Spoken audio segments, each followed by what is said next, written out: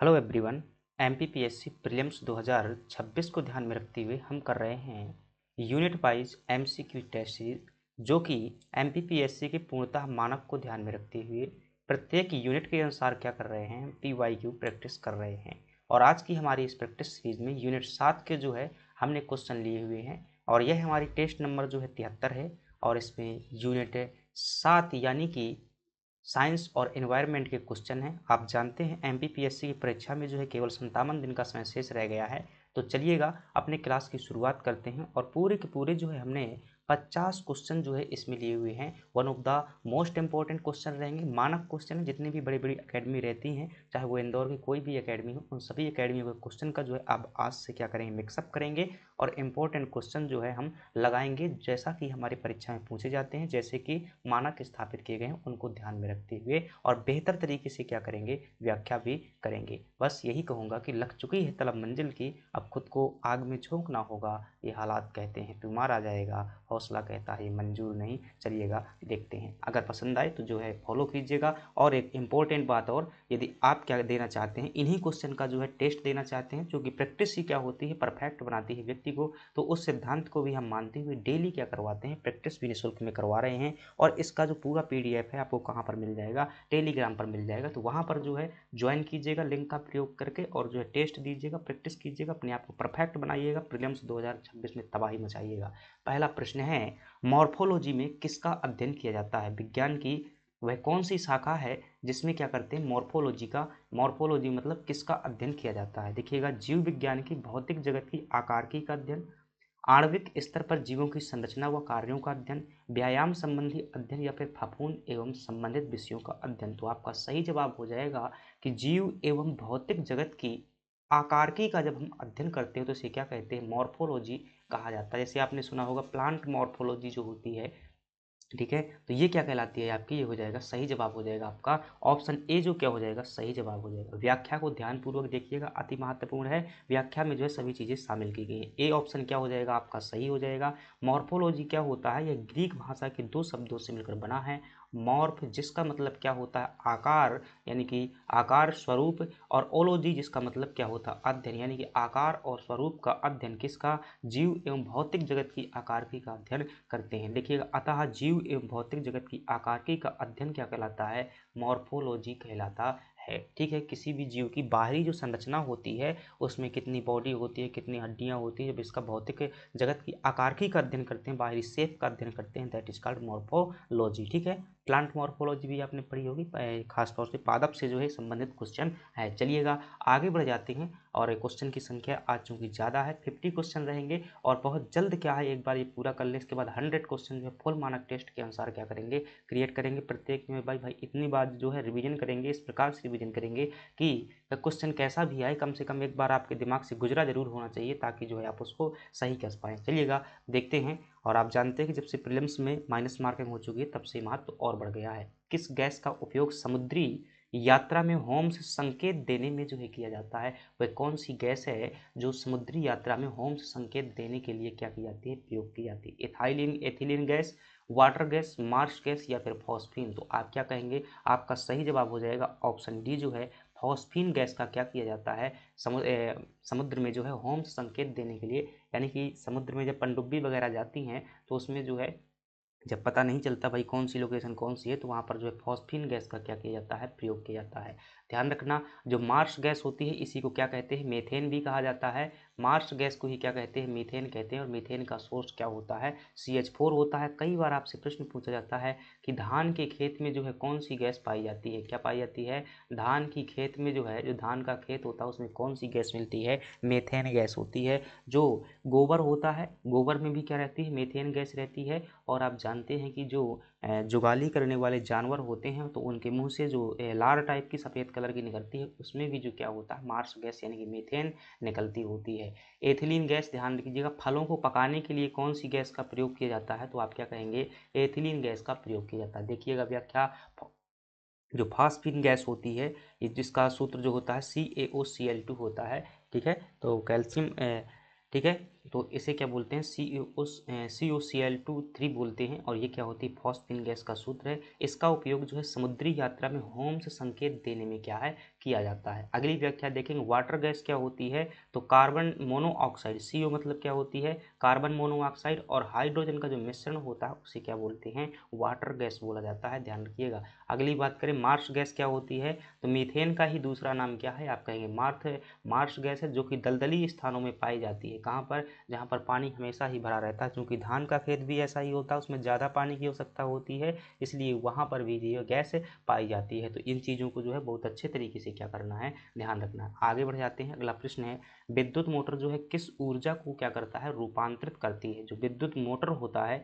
वो क्या करता है, किस ऊर्जा को रूपांतरित करता है, विद्युत ऊर्जा को यांत्रिक ऊर्जा में, विद्युत ऊर्जा को रासायनिक ऊर्जा में, या फिर यांत्रिक ऊर्जा को जो है विद्युत ऊर्जा में, या फिर इनमें से कोई नहीं। देखिएगा, विद्युत ऊर्जा को जो यांत्रिक ऊर्जा में कन्वर्ट करता है दैट इज मोटर होता है, ये क्या कहलाता है, विद्युत मोटर कहलाता है। विद्युत ऊर्जा को जो रासायनिक ऊर्जा में बदल दे, क्या बदल दे, विद्युत ऊर्जा को जो है रासायनिक ऊर्जा में जो बदलता है, तो आपने देखा होगा कि कई बार जो है बैटरी जो चार्ज करने की तकनीकी होती है, तो बैटरी क्या होती है, एक प्रकार की उसमें केमिकल पाया जाता है। मोबाइल की बैटरी भी क्या होती है, एक प्रकार केमिकल होता है। यहाँ से हम मोबाइल में क्या देते हैं, करंट देते हैं, और जो है रासायनिक ऊर्जा के रूप में क्या हो जाती है, वो संचित हो जाती है। तो इसमें क्या कह सकते हैं, विद्युत बैटरी जो है कह सकते हैं। यांत्रिक ऊर्जा को विद्युत ऊर्जा में जो बदलता है, यानी कि यांत्रिक ऊर्जा को जो है किस में बदले, विद्युत ऊर्जा में बदले। यानी कि जैसे कि विद्युत में क्या होता है, बांध इसका उदाहरण ले सकते हैं। बांधों में क्या होती है, जो पानी भरा होता है उसमें यांत्रिक ऊर्जा होती है,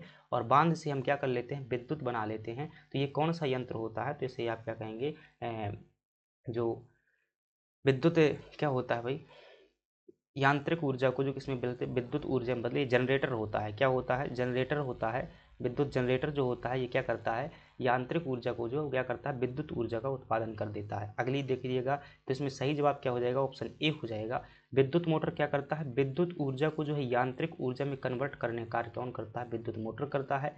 फिर देखिएगा, जो डायनेमो होता है यह यांत्रिक ऊर्जा को विद्युत ऊर्जा में परिवर्तित करने का कार्य करता है। ध्यान रखना, जनरेटर भी कह सकते हो, क्योंकि जनरेटर भी क्या करता है, यांत्रिक ऊर्जा को विद्युत ऊर्जा में परिवर्तित करने का कार्य करता है, और डायनेमो भी क्या करता है, यांत्रिक ऊर्जा को विद्युत ऊर्जा में बदल देता है। ठीक है, अगली बात करते हैं। जैसे एक प्रश्न और आ जाता है कि जो एसी होता है, एसी को डीसी में कौन बदलता है, तो ये प्रश्न भी जो है आपसे पूछता रहता है। सिंडस्मोलॉजी किसके अध्ययन से संबंधित है, विज्ञान की वह कौन सी शाखा है जो जिसमें क्या है, ये सिंडस्मोलॉजी कहलाती है। तो सिंडस्मोलॉजी जो है किसे कहा जाता है, ये प्रश्न आपसे पूछा गया है।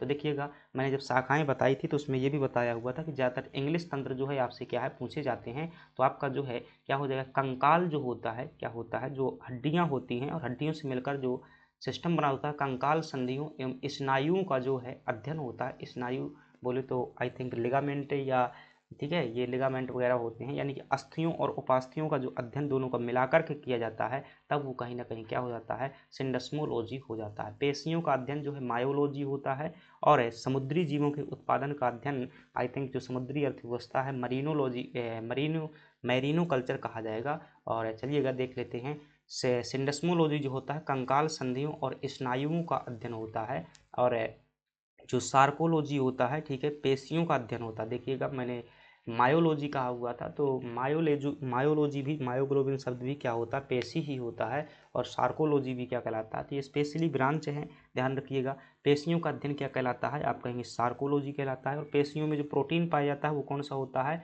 मायोग्लोबिन नाम का प्रोटीन पाया जाता है, इसको भी ध्यान रखेंगे। मैरीकल्चर जो होता है ये क्या है, समुद्री जीवों के उत्पादन का अध्ययन क्या कहलाता है, मैरीकल्चर कहलाता है, इसको भी है ध्यान रखना है। मिनरेलोलॉजी क्या कहलाता है, मिनरल किसको बोलते हैं, एक खनिज को जो है इंग्लिश में क्या बोला जाता है, मिनरल बोला जाता है, और लॉजी का मतलब क्या होता है, अध्ययन होता है। तो खनिजों का अध्ययन क्या हो जाएगा, मिनरलोजी हो जाएगा। ठीक है, मिनरलोजी क्या हो जाएगा, खनिजों का अध्ययन हो जाएगा। तो ये ध्यान रखिएगा, और इनका टेस्ट जरूर दीजिएगा, बार बार देंगे तो है आपको क्या हो जाएंगी, चीज़ें याद हो जाएंगी। वैज्ञानिक रोनाल्ड रॉस जो है किसके लिए प्रसिद्ध हैं, डायलिसिस की प्रक्रिया के लिए, मलेरिया परजीवी की खोज के लिए, जेनेटिक कोड के जन्मदाता के लिए, उपरोक्त सभी के लिए। तो रोनाल्ड जो रॉस थे ये कौन थे, एक ध्यान रखिएगा महान साइंटिस्ट थे, और इन्होंने क्या किया था, मलेरिया की खोज किया हुआ था। ध्यान रखिएगा, यूजीसी नेट में भी ये जो फर्स्ट पेपर में क्वेश्चन आया हुआ था, मलेरिया के खोजकर्ता कौन है, रोनाल्ड रॉस है। तो मलेरिया किससे होता है, ध्यान रखिएगा, परजीवी से होने वाला रोग है। प्लाज्मोडियम नाम का जो परजीवी होता है उससे क्या है होने वाला रोग है। डायलिसिस किससे संबंधित होता है? जब किसी व्यक्ति की किडनी फेल हो जाती है तो ऐसी प्रक्रिया में जो कृत्रिम रूप से किडनी बनाई जाती है रबड़ की, तो उसे क्या बोलते हैं? डायलिसिस बोलते हैं। जेनेटिक कोड के जन्मदाता जो हैं आई थिंक ये होमी जहांगीर भाभा ही हैं, ठीक है। होमी जहांगीर भाभा नहीं, सॉरी, क्या बोलते हैं उनको? हरगोविंद खुराना, ठीक है, शायद उनका हरगोविंद खुराना नाम है। जेनेटिक कोड, बाकी जो है जेनेटिक्स के जो नियम दिए थे ग्रेगर जॉन मेंडल ने दिए थे। शब्द जो है बेटसन द्वारा दिया गया था, ध्यान रखिएगा। जीन शब्द जो है जोहान्सबर्ग द्वारा दिया गया था। अगली बात करते हैं, इधर देखिएगा। रोनाल्ड रोस ने जो है क्या मलेरिया परजीवी की क्या की थी? खोज की थी। यह साबित किया था कि मलेरिया जो है मच्छरों से फैलता है, ध्यान रखिएगा, मच्छरों से फैलता है, लेकिन जो परजीवी होता है उसका नाम क्या होता है? प्लाज्मोडियम नाम के परजीवी से क्या होता है? यह रोग होता है मलेरिया। और यह प्लाज्मोडियम नाम का जो परजीवी होता है ये मादा एनाफ्लीज मच्छर में जो है पाया जाता है। जब ये मच्छर काटता है तो हमारे शरीर में जो है ये परजीवी एंटर कर जाता है, जिससे हमारे ब्लड में जो है आरबीसी क्या हो जाती हैं? इफेक्टिव हो जाती हैं और हमें बुखार आ जाता है। भारत में जेनेटिक कोड का जन्मदाता किसे कहा जाता है? डॉक्टर हरगोविंद खुराना को जो है क्या कहते हैं? भारत में जेनेटिक कोड का जन्मदाता कहा जाता है। अगली ध्यान रखिएगा, डायलिसिस की खोज जो है किसने की थी? विलियम कोल्क द्वारा की गई थी। ध्यान रखिएगा, कृत्रिम रूप से जो किडनी बनाई जाती है उसे क्या कहते हैं? डायलिसिस कहते हैं। आगे बढ़ जाते हैं। जो CSIR ये क्या है? एक वैज्ञानिक संस्थान है। CSIR MPRI संस्थान का मुख्यालय कहाँ है? देखिएगा, CSIR की बात करें तो यह तो दिल्ली में स्थित है, वरना ये शब्द जो है और एक्स्ट्रा जुड़ गया है तो इसका क्या हो जाएगा? देखिएगा, यह जो कहाँ पर स्थित है? भोपाल में स्थित है, ठीक है। देखिएगा कैसा अंतर कर दिया। अगर CSIR देखोगे तो ये क्या है? Scientific council of scientific industrial research नई दिल्ली में स्थित है और 1929 में क्या किया गया था? इसको स्थापित किया गया था। सबसे बड़ा वैज्ञानिक संस्थान है। लेकिन AMPRI ये सब जुड़ा हुआ है, ये जो है थोड़ी सी उसी की शायद ब्रांच होगी, क्योंकि इसकी जो है लगभग 37 ब्रांचें हैं CSIR की। तो ये कहाँ पर स्थित है? ये आपकी भोपाल में स्थित है। डिटेल में देखते हैं इसको। यह जो है उन्नत पदार्थ प्रसंस्करण अनुसंधान संस्थान है। क्या है? उन्नत पदार्थ है, CSIR की एक ब्रांच ही है और ये कहाँ पर स्थित है? भोपाल में स्थित है, ध्यान रखिएगा। आगे बात करते हैं, इस संस्थान की स्थापना 1981 में की गई थी। इतना महत्वपूर्ण नहीं है, सिर्फ लोकेशन ध्यान रखना है संस्थानों की कहाँ पर स्थित है। अगली बात कर लेते हैं, महत्वपूर्ण उपलब्धि जो है उन्नत सामग्री के विकास में ये क्या करता है? अनुसंधान करता है और नई प्रक्रियाओं का जो क्या करता है? विकास करता है। कौन? यह एमपी, ठीक है, CSIR एमपी ब्रांच जो है। अगली बात कर लेते हैं, सुमेलित कीजिएगा, ठीक है। आपके सामने जो है कुछ सुमेलित करने की बातें की गई हैं। अब यहाँ पर अगर नहीं दिख पा रहा थोड़ा सा क्वालिटी बढ़ाइएगा। फ्रेंड्स, क्वेश्चन जो है क्या है? अपने आप में बहुत महत्वपूर्ण है, बहुत दमदार क्वेश्चन है, तो इनका जो है सही से क्या कीजिएगा? थोड़ा सा देख लीजिएगा। सुमेलित कीजिएगा। सुमेलित करता है, एक तरफ क्या दिए हुए हैं? संस्थान दिए हुए हैं, दूसरे तरफ क्या दिए हुए हैं? आपकी स्थापना वर्ष दिया हुआ है। भारतीय कैंसर अनुसंधान केंद्र की स्थापना कब हुई थी? 1948 है। इस तरफ केंद्रीय चर्म अनुसंधान संस्थान की स्थापना 1952 में और रमन अनुसंधान संस्थान की स्थापना 1906 में। केंद्रीय वन अनुसंधान संस्थान की स्थापना 1942 में। अब इन्हें हमें क्या करना है? कोड करने का क्या करना है? कार्य करना है, ठीक है। क्या करना है? कोड करने का जो है कार्य करना है। अब ऐसी परिस्थिति में क्या होता है? देखिएगा, हमें जो है उत्तर, ये काफ़ी कठिन प्रश्न माने जाते हैं, लेकिन ऐसी परिस्थिति में अगर आपको एक ही जो है ऑप्शन पता है ना, तो ऐसी स्थिति में क्या कर लेंगे? आप जो है सही कर लेंगे, ठीक है। अब इसमें देखेंगे तो और तो सब याद करने के लिए जो है इतने याद नहीं कर सकते, लेकिन इसमें से जो ये संस्थान जरूर याद कर सकते हैं कि जो केंद्रीय वन अनुसंधान संस्थान है ये कहाँ पर स्थित है? देहरादून में स्थित है, ठीक है। और यह जो है अंग्रेजों के ज़माने में क्या किया गया था? स्थापित किया गया था। तो महत्वपूर्ण है वनों के संदर्भ में और संस्थान भी है, तो इसको ध्यान रखिए। केंद्रीय वन अनुसंधान संस्थान कहाँ पर है? देहरादून में है। और अगर इसको हम मिलाते हैं, केंद्रीय वन अनुसंधान संस्थान देहरादून 1906 में, तो डी नंबर का हमारा क्या हो रहा है? तीसरा हो रहा है। क्या हो गया हमारा? डी नंबर का तीसरा हो गया। अगर आपको एक ऑप्शन पता है तो आप दो ऑप्शन क्या कर देंगे? क्रॉस कर देंगे। क्या कर देंगे? दो दो ऑप्शन जो है क्या कर देंगे? क्रॉस कर देंगे। अब जब दो ऑप्शन आपके क्रॉस हो जाएंगे तो आपके पास में पूरे चांस है कि आप 50% में क्या है? तुक्का लगाएंगे, ठीक है। तुक्का लगाएंगे तो 50% चांस है। तो ध्यान रखना, MPPSC का जब परीक्षा होगा आपका, तो ऐसी परिस्थिति में जब आपको पूरे में से कोई भी ऑप्शन पता ना हो तो वहाँ पर जो है तुक्का लगाने का कार्य मत कीजिएगा। अगर दो ऑप्शन एलिमिनेशन मेथड से क्या है? क्रॉस करवा रहे हैं, तभी आप क्या कीजिएगा? तुक्का लगाइएगा। अब देखिएगा, मोटे मोटे तौर पर जो है और अच्छे से दिमाग लगा सकते हैं कि जो रमन अनुसंधान संस्थान है इसकी स्थापना कब हुई थी? 1948 में की गई थी। ठीक है, रमन अनुसंधान। और रमन कौन थे? महान एक भारत के साइंटिस्ट थे। इनका पूरा नाम है चंद्रशेखर वेंकट रमन, जो है इनका क्या है पूरा नाम है। सीवी रमन इन्हें शॉर्ट में कह दिया जाता है। और इनके जन्मदिन को ही भारत में जो है राष्ट्रीय विज्ञान दिवस के रूप में भी क्या किया जाता है? सेलिब्रेट किया जाता है। तो रमन अनुसंधान संस्थान जो है क्या किया गया था? ये 1948 में स्थापित किया गया था। तो इसमें से अगर दो भी आपको पता है तो बी नंबर क्या हो जाएगा? पहला हो जाएगा। और बी नंबर का पहला क्या बात करते हो? बी नंबर का नहीं, केंद्रीय रमन अनुसंधान संस्थान। सी नंबर का जो क्या हो जाएगा? 1948 हो जाएगा, सी का पहला। तो यहाँ पर इन दो में से देखेंगे तो एक जगह जो है सी का पहला आ रहा है, तो आपका ऑप्शन क्या हो जाएगा? सी ऑप्शन जो क्या है सही हो जाएगा। फिर से कहूँगा, सबको याद करना पॉसिबल नहीं है, कम से कम आप क्या करना है, इनकी लोकेशन ध्यान रखना है, स्थापना याद कीजिएगा। तो भाई जैसे ये है केंद्रीय वन अनुसंधान संस्थान। ऐसी परिस्थिति में 100% बनना जरूरी नहीं होता है, एक दो ऑप्शन अगर बनते हैं तो क्या है, अपन से प्रश्न बन जाता होता है। ठीक है, तो देहरादून वाला ध्यान रखिएगा, 2006 में सॉरी 1906 में स्थापित किया गया था। रमन वाला ध्यान रख लीजिएगा, 1948 में स्थापना किया गया था। बाकी कहाँ पर स्थित है ये तो क्या करना पड़ेगा, आपको याद करना पड़ेगा। कैंसर अनुसंधान केंद्र कहाँ पर स्थित है? भारतीय कैंसर अनुसंधान केंद्र आप क्या कहेंगे? मुंबई में स्थित है। कहाँ पर स्थित है? मुंबई में स्थित है। ठीक है, तो कैंसर संस्थान केंद्र कहाँ पर है? मुंबई में स्थित है। और रमन अनुसंधान केंद्र कहाँ पर स्थित है? बेंगलोर में स्थित है। कहाँ पर स्थित है? बेंगलोर में स्थित है। वैसे भी जो है आप क्या कर सकते हैं, भारत में जो रिसर्च का सबसे महत्वपूर्ण सेंटर है वो कौन है? सिलिकॉन वैली के नाम से विख्यात ये बेंगलोर ही है। जितने भी संस्थान देखेंगे, इसरो वगैरह सब जो है ज़्यादातर यहीं देखने को मिल जाएंगे।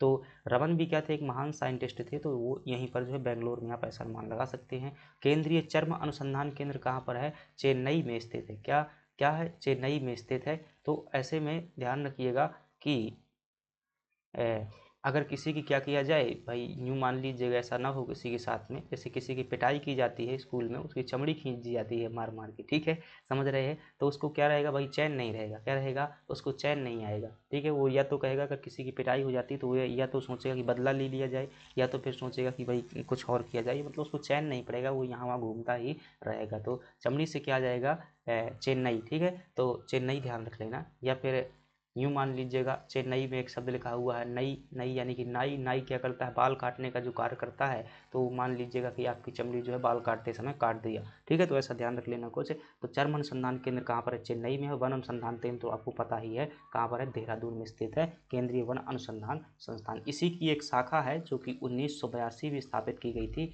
और यह कहाँ पर स्थित है? भोपाल में स्थित है, जैसे Indian institute of forest management के नाम से जाना जाता है। आगे बढ़ जाते हैं।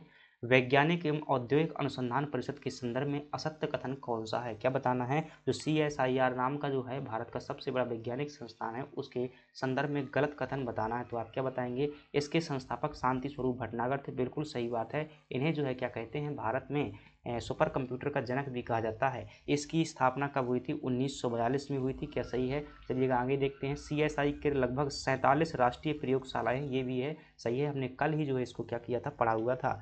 और CSIR ने सुपरसोनिक ब्रह्मोस मिसाइल का निर्माण किया था। भाई ये सुपरसोनिक ब्रह्मोस मिसाइल का निर्माण जो है DRDO संबंधित होना चाहिए। तो डी ऑप्शन क्या हो जाएगा आपका? जो है गलत हो जाएगा। ध्यान रखिएगा, हथियार निर्माण का कार्य जो है भारत की डिफेंस एजेंसी DRDO करती है।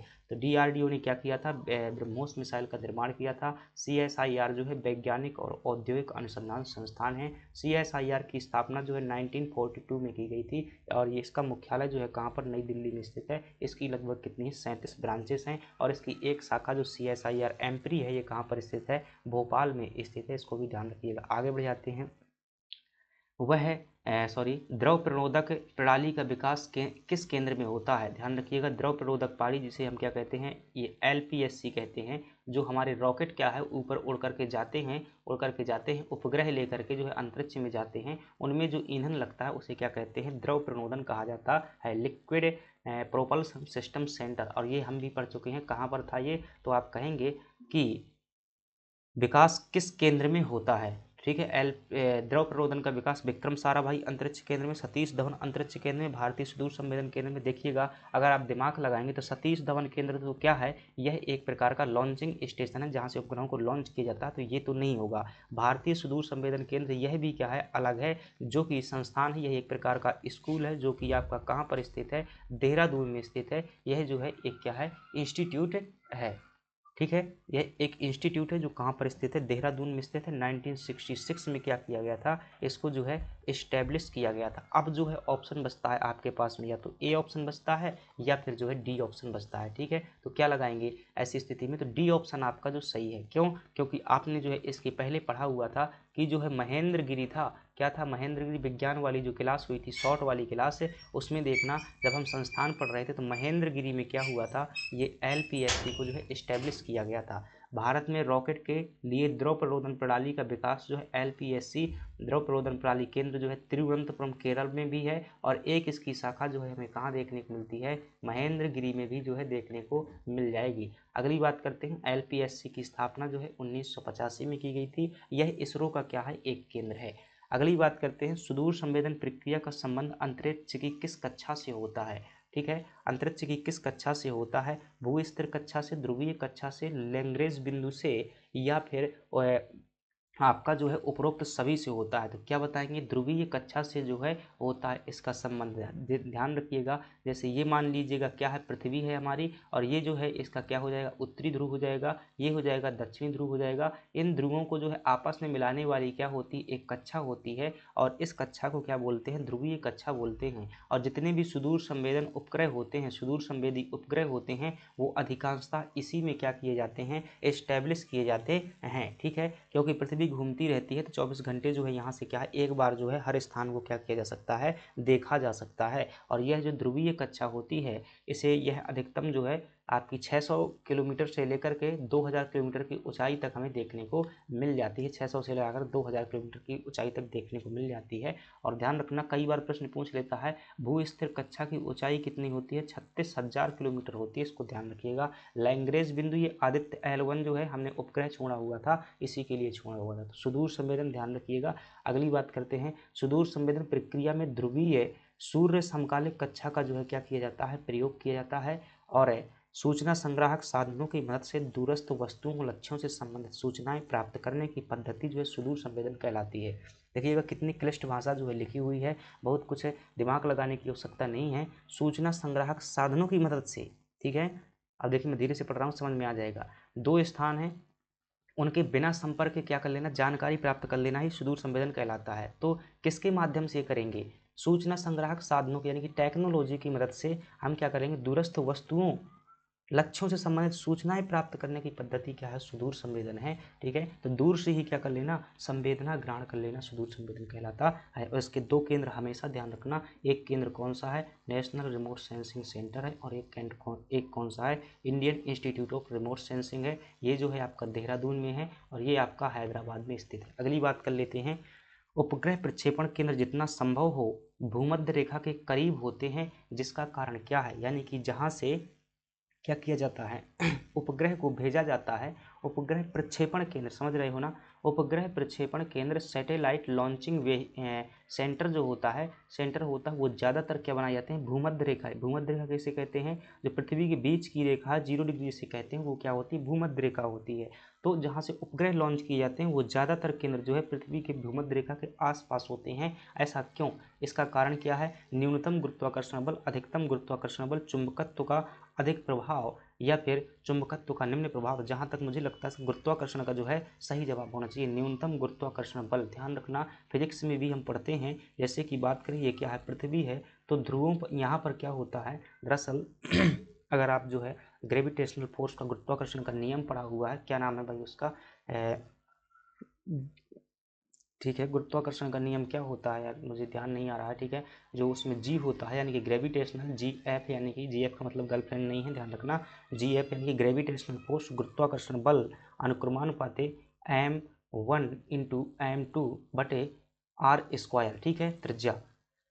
तो देखिएगा यहाँ से देखेंगे तो जो ग्रेविटेशनल फोर्स है किसके है, त्रिज्या के व्युत्क्रमानुपाती है, किसके है, त्रिज्या के व्युत्क्रमानुपाती है। यानी कि ठीक है, मैं ऐसा कह सकता हूँ सब कुछ अलग करके कि अगर किसी पदार्थ का ग्रेविटेशनल फोर्स लगा दिया जाएगा तो ये द्रव्यमान उसका कट जाएगा, तो ऐसा भी निकाल सकते हैं हम कि जी अनुक्रमानुपाते 1/r²। ये जो है क्या हो सकता है, हमारा फाइनली हो सकता है। यानी कि गुरुत्वाकर्षण बल जो होता है त्रिज्या के क्या होता है, व्युत्क्रमानुपाती होता है, अर्थात त्रिज्या जितनी ज़्यादा होगी क्या होगी, त्रिज्या जितनी ज़्यादा होगी वहाँ पर गुरुत्वाकर्षण बल उतना ही कम होगा, त्रिज्या जितनी कम होगी वहाँ पर गुरुत्वाकर्षण बल उतना ही ज़्यादा होगा। अगर इस हिसाब से देखेंगे तो ध्रुवों की ओर अगर जाएंगे तो पृथ्वी की त्रिज्या क्या होती है, कम होती है। गौर कीजिएगा, कॉन्सेप्ट है फ्रेंड्स, ठीक है, एक बात समझ लीजिएगा, हमेशा के लिए नहीं हो जाएगा।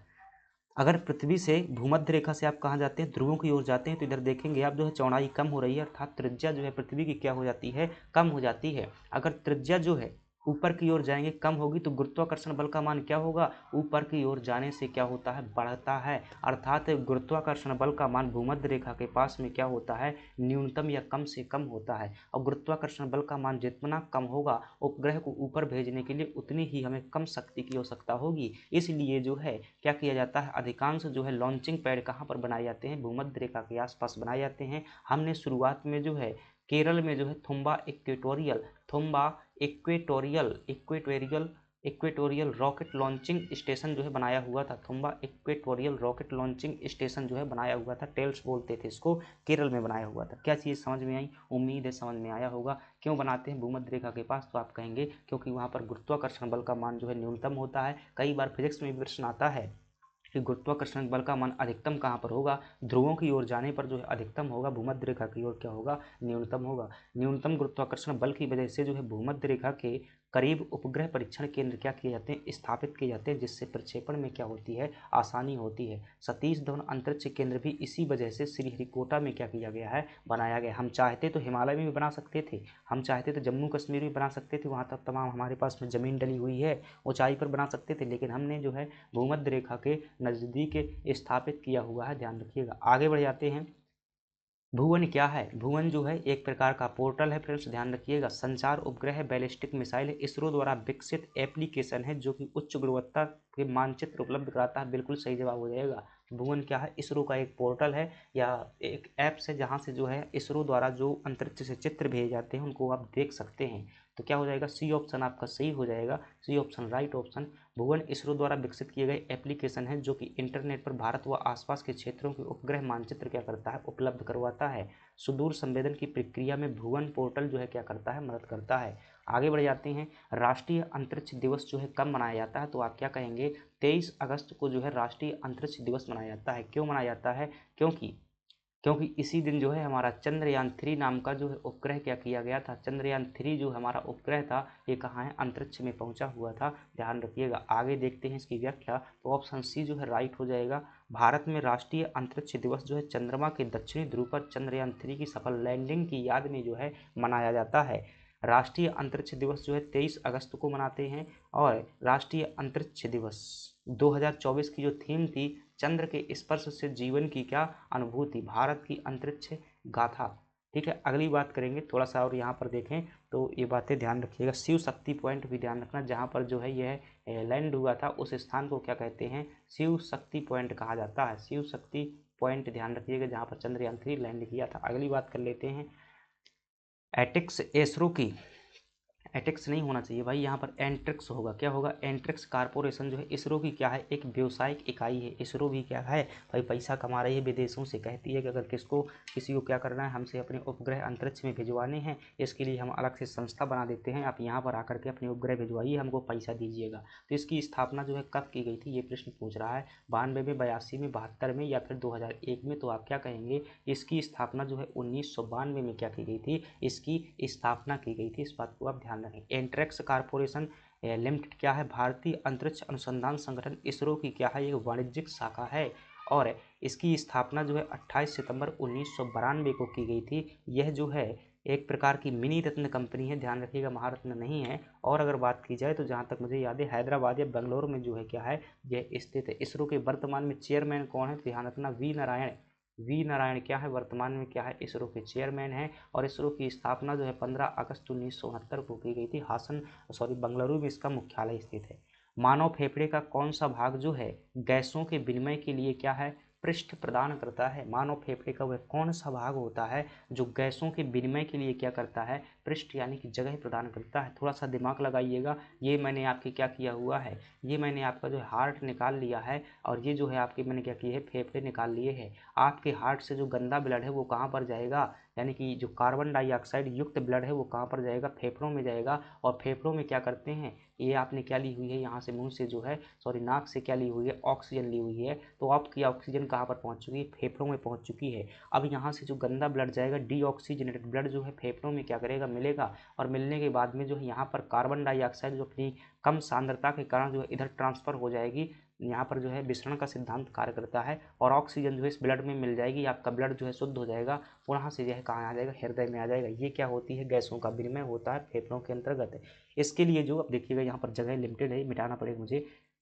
क्या कहता है, इसके लिए पृष्ठ कौन प्रदान करता है, तो देखिएगा डायफ्राम प्रदान करता है, ब्रोंकियोल प्रदान करता है, ब्रोंकाई प्रदान करता है, एल्वियोली प्राप्त करता है। तो आपका क्या हो जाएगा, सही जवाब जो है जहाँ तक मैं जानता हूँ एल्वियोली जो है सही हो जाएगा। क्या हो जाएगा, एल्वियोली, जिसे क्या बोलते हैं हिंदी में जो है वायु कूपिका बोला जाता है। क्या बोला जाता है, वायु कूपिका बोला जाता है। और यही जो है श्वसन तंत्र की क्या होती है, इकाई होती है। ब्रोंकाई तो ठीक है, ये भाई ब्रोंकियोल ब्रोंकाई ये क्या होती है, प्राथमिक श्वसनी बोल देते हैं। ये जो है अंतिम होता है, फेफड़ा कुछ इस प्रकार से होता है, जैसे मैंने ये क्या किया, आपके फेफड़े निकाले। अब इसमें जो है ये क्या होता है, ट्रैकिया होता है, इस प्रकार से दोनों कनेक्टेड होते हैं।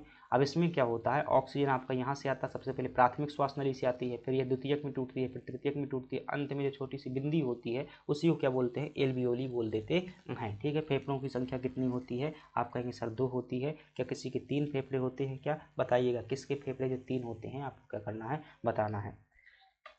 तो ठीक है, डी ऑप्शन क्या हो जाएगा, सही जवाब हो जाएगा। एल्वियोली वह भाग है जहां फेफड़े और रक्त जो है सांस लेने और सांस छोड़ने की प्रक्रिया के दौरान O2 और CO2 जो प्रक्रिया समझाई थी वही है, का क्या करते हैं, आदान प्रदान करते हैं। अतः एल्वियोली फेफड़ों में जो गैसों की विनिमय का क्या करती है, कार्य करती है, इसको ध्यान रखिएगा।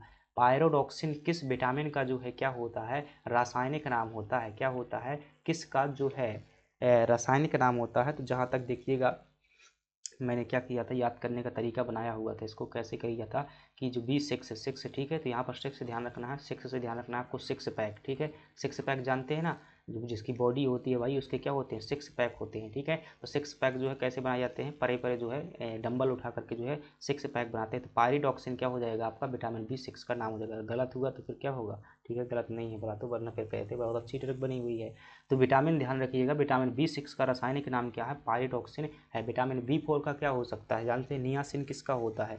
विटामिन ई का जो होता है टोकोफेरॉल होता है, क्या होता है, टोकोफेरॉल इसका होता है। और विटामिन B1 का क्या होता है भाई, राइबोफ्लोविन थायमिन। ठीक है, तो देखिएगा अभी हम देखते हैं, गलती नहीं करना है। विटामिन B6 का रासायनिक नाम क्या होता है, पायरोडॉक्सिन होता है। और इसकी कमी से जो है क्या हो जाती है, रक्त क्षीणता नाम का जो है रोग हो जाता है। पेशियां जो क्या होती हैं उनमें ऐंठन होने लगती है, चर्म में भी रोग हो जाते हैं। अगली बात करते हैं, इसका स्रोत क्या होता है, मांस खाया करो और डेयरी उत्पाद, यानी कि मांस मत खाओ तो फिर डेयरी उत्पाद खाओ, जैसे दूध खाओ, अंडा खाओ, सॉरी अंडा कहता हूँ भाई, दूध खाओ, मक्खन खाओ, छाछ पियो। ठीक है, तो ये डेयरी उत्पाद होते हैं। अगली बात करते हैं, विटामिन B2 का रासायनिक नाम क्या होता है, राइबोफ्लोविन होता है। और B1 का क्या होता है, थायमीन होता है। ध्यान रखिएगा किसका होता है, थायमीन होता है। और विटामिन ई का नाम क्या होता है, टोकोफेरॉल होता है। ठीक है, तो इसी को जो क्या कहा जाता है, सुंदरता का विटामिन भी कहा जाता है। विटामिन ई को जो है सुंदरता का विटामिन या ब्यूटी विटामिन भी कहा जाता है। इसी को एंटी फर्टिलिटी विटामिन कहा जाता है, यानी कि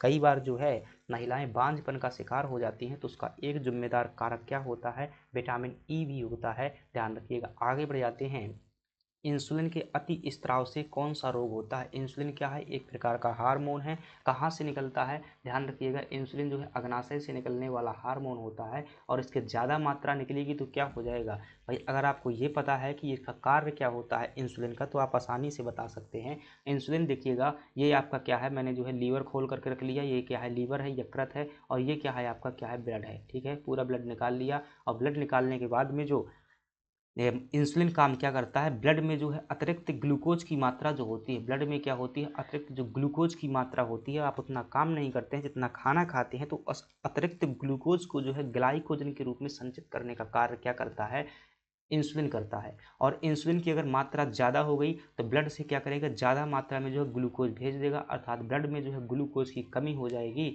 और कमी को क्या बोलते हैं भाई, जब ब्लड में जो है ग्लूकोज की कमी हो जाएगी तो ऐसी परिस्थिति में, यानी कि शक्ति कम हो जाएगी, तो शक्ति को हाइपोग्लाइसीमिया बोल देंगे आई थिंक। हाइपर क्या होता है, ज़्यादा होता है, हाइपो क्या होता है, कम होता है। ठीक है, तो यहाँ पर ग्लूकोज कम हो जाएगा, इसे हाइपोग्लाइसीमिया बोलेंगे। ठीक है, और मधुमेह तो क्या होता है, अगर कम मात्रा निकलेगी इंसुलिन की, इंसुलिन की अगर क्या होगी फ्रेंड्स, कम मात्रा निकलेगी तो ग्लूकोज जो है ब्लड से यकृत में जो है लीवर में ज़्यादा नहीं जा पाएगा, जिससे क्या हो जाएगी, ब्लड में शुगर की मात्रा क्या है, यानी कि ग्लूकोज जिसे शुगर भी कह देते हैं, उसकी मात्रा बढ़ जाएगी। इससे क्या है, ब्लड में जो है ज़्यादा मात्रा में ग्लूकोज होगा और ऐसी स्थिति में यूरिन में जो है ग्लूकोज निकलेगा। इसी को मधुमेह बोल देते हैं। बार बार जो है पेशाब लगती है इसमें, तो ये मधुमेह तो नहीं होने वाला है, अर्थात हाइपोग्लाइसीमिया होगी, यहाँ पर कमी हो जाएगी। ठीक है, कमी हो जाएगी। बी ऑप्शन होना चाहिए। चलिए बी ऑप्शन जो है आपका सही है, तो हाइपोग्लाइसीमिया क्या हो जाएगा, सही हो जाएगा। मधुमेह क्या होता है, कम स्त्रावण से क्या हो जाता है, मधुमेह रोग हो जाता है। ज़्यादा जब इंसुलिन निकलेगा, ध्यान रखना इंसुलिन में कौन सी धातु होती है, जिंक धातु होती है। जीरोप्थैल्मिया रोग जो है विटामिन ए की कमी से होता है। ऐसी अवस्था में जो है क्या होता है, इसी को रतौंधी रोग भी बोल देते हैं। इसमें दिखाई कम देने लगता है। इंसुलिन के अति स्त्राव होने से रक्त में ग्लूकोज की मात्रा क्या हो जाती है, कम हो जाती है। ठीक है, तो देखिएगा भाई, समझना होता है चीज़ों को। अगर इंसुलिन जो काम करता है, ठीक है, अगर इंसुलिन कम हो जाएगा तो फिर वो काम भी तो कम हो जाएगा ना। अगर जो काम करता है इसकी ज़्यादा हो जाएगा इंसुलिन, तो काम भी ज़्यादा होगा, ज़्यादा काम होगा तो कहीं ना कहीं उसका प्रभाव पड़ेगा, जिससे क्या हो जाता है, हाइपोग्लाइसीमिया रोग हो जाता है। जबकि मधुमेह जो है इंसुलिन के निम्न स्त्राव से होता है। मानव शरीर में इंसुलिन जो है हार्मोन का स्त्राव कहाँ से होता है, अग्नाशय में स्थित लैंगरहैंस की द्वीप के अंतर्गत जो बीटा कोशिकाएं पाई जाती हैं वहां पर होता है। मोस्ट इंपॉर्टेंट क्वेश्चन है, जिंक धातु भी पूछ लेता है, याद रखिएगा। तो लैंगरहैंस के द्वीप कहाँ पाए जाते हैं, सिंपल प्रश्न पूछता है, क्या बताएंगे, अग्नाशय में बीटा कोशिकाओं से निकलता है। आगे बात कर लेते हैं, हृदय में लब नामक ध्वनि कब उत्पन्न होती है। तो हृदय में जो आपकी धड़कन होती है, डब डब निकलती है, तो उसे क्या कहते हैं, लब और डब के रूप में जो है सुनाई देती है। सुन करके देख लीजिएगा, अभी सुनाई नहीं देगी, स्टेथोस्कोप से सुनिएगा। जो डॉक्टर कभी जो वो आलाप आ जाइएगा जो कान में लगाया जाता है, उसे हृदय में लगाइएगा, सुनिएगा फिर कभी, तो लब डब जो है आपको क्या है, ये ध्वनि सुनाई देगी। इसमें जो लब ध्वनि होती है, पहले लब होती है बाद में डब होती है। तो लब नामक ध्वनि कब उत्पन्न होती है, जब आलिंद तथा निलय के बीच क्या होता है, कपाट या वाल्व बंद होते हैं तथा इसी क्षण जो है निलयों का संकुचन हो जाता है। तो देखिएगा, तो इसमें क्या होता है, जब जो है आलिंद तथा निलय के बीच जो है क्या हो जाते हैं, कपाट बंद हो जाते हैं या वाल्व बंद हो जाते हैं, इसी क्षण जो है निलयों का संकुचन होता है। दरअसल स्थिति कुछ ऐसी होती है फ्रेंड्स, जैसे ये क्या है आपका, क्या है, ये हृदय है। हृदय में जो ऊपरी भाग होते हैं, जहाँ तक मैं जानता हूँ तो ऊपरी भागों को क्या बोलते हैं, आलिंद बोला जाता है। ऊपरी भाग क्या होते हैं, आलिंद होते हैं। निचले भाग क्या कहलाते हैं, निलय कहलाते हैं। ठीक है, अब ब्लड क्या होता है, जैसे शरीर से यहाँ पर क्या करेगा, ब्लड इंटर करेगा, तो ये क्या होगा, आलिंद निलय के बीच जो यहाँ पर जो है दरवाजे जो लगे होते हैं, उन दरवाजों को क्या बोलते हैं, कपाट या वाल्व बोल देते हैं। ठीक है, अब जैसे यहाँ के जो वाल्व हैं, जब ये दबेगा, इसमें दबाव होगा, तो ये वाल्व यहाँ के खुल जाएंगे। क्या हो जाएंगे, ये वाल्व खुल जाएंगे। जब ये वाल्व खुल जाएंगे तो यहाँ का ब्लड पूरा जो है इधर आ जाएगा, और जब इसमें दबाव होगा तो ये वाल्व जो है कुछ इस प्रकार से फिट होते हैं कि वापस ब्लड नहीं जा पाता है। तो ऐसी स्थिति में लब की ध्वनि क्या होती है, उत्पन्न होती है। तो इनको देखिएगा, कभी आगे चल करके चर्चा करेंगे इसमें साइंस वाली क्लास में, तो यदि समय मिलता है तो चलिएगा, वरना उसमें तो करेंगे ही हम। मेंस वाली में जो है ज़्यादा मज़ा आता है, क्योंकि उसमें एक टॉपिक पर चर्चा करने का जो है बेहतर अवसर मिलता है। इसमें हमारे पास में फैक्ट ज़्यादा होते हैं, हर किसी की इतनी गहराई में चर्चा नहीं हो सकती है। ठीक है, तो ये जो है फैक्ट ध्यान रखिएगा। हृदय की जो है सामान्य धड़कन कितनी होती है, 72 बार जो है 1 मिनट में होती है। तो हृदय के अध्ययन को कार्डियोलॉजी कहा जाता है। स्टेथोस्कोप इसका यंत्र होता है। हृदय ध्वनियों में लब नामक ध्वनि तब उत्पन्न होती है जब आलिंद तथा निलय के बीच के कपाट क्या हो जाते हैं, बंद हो जाते हैं। कपाट का मतलब सिंपल सी भाषा में कहूँ तो किमार बोल देते हैं भाई, गेट। ठीक है, दरवाजा। ठीक है, तथा इसी क्षण जो है निलियों का क्या होता है, संकुचन। जब सिकुड़ते हैं तो फिर ब्लड दूसरी जगह ट्रांसफर होता है, जब फैलते हैं तो उसमें ब्लड आता होता है। अगली बात करते हैं, डब नामक ध्वनि अर्धचंद्राकार कपाट के बंद होने से क्या होते हैं, खुलते हैं। ठीक है, अर्धचंद्राकार कपाट जो होते हैं वो राइट वाले पार्ट में रहते हैं। ठीक है, तो अर्धचंद्र ये कपाट जो है किमारा बोलते हैं हृदय के। अगली बात कर देते हैं। अच्छा, एक बात और बता दूं, क्या हृदय जानते हैं आप, हृदय क्या है, हिंदी शब्द है। ठीक है, और दिल जो क्या है, उर्दू शब्द है। तो दिल नहीं टूटेगा, हृदय टूटना चाहिए। सुमेलित कीजिएगा, जस्ट मिनट रुकीजिएगा भाई, वरना मेरा क्लास सूख करके जो है कहीं कुछ हो जाएगा। 1 सेकंड का समय लेंगे।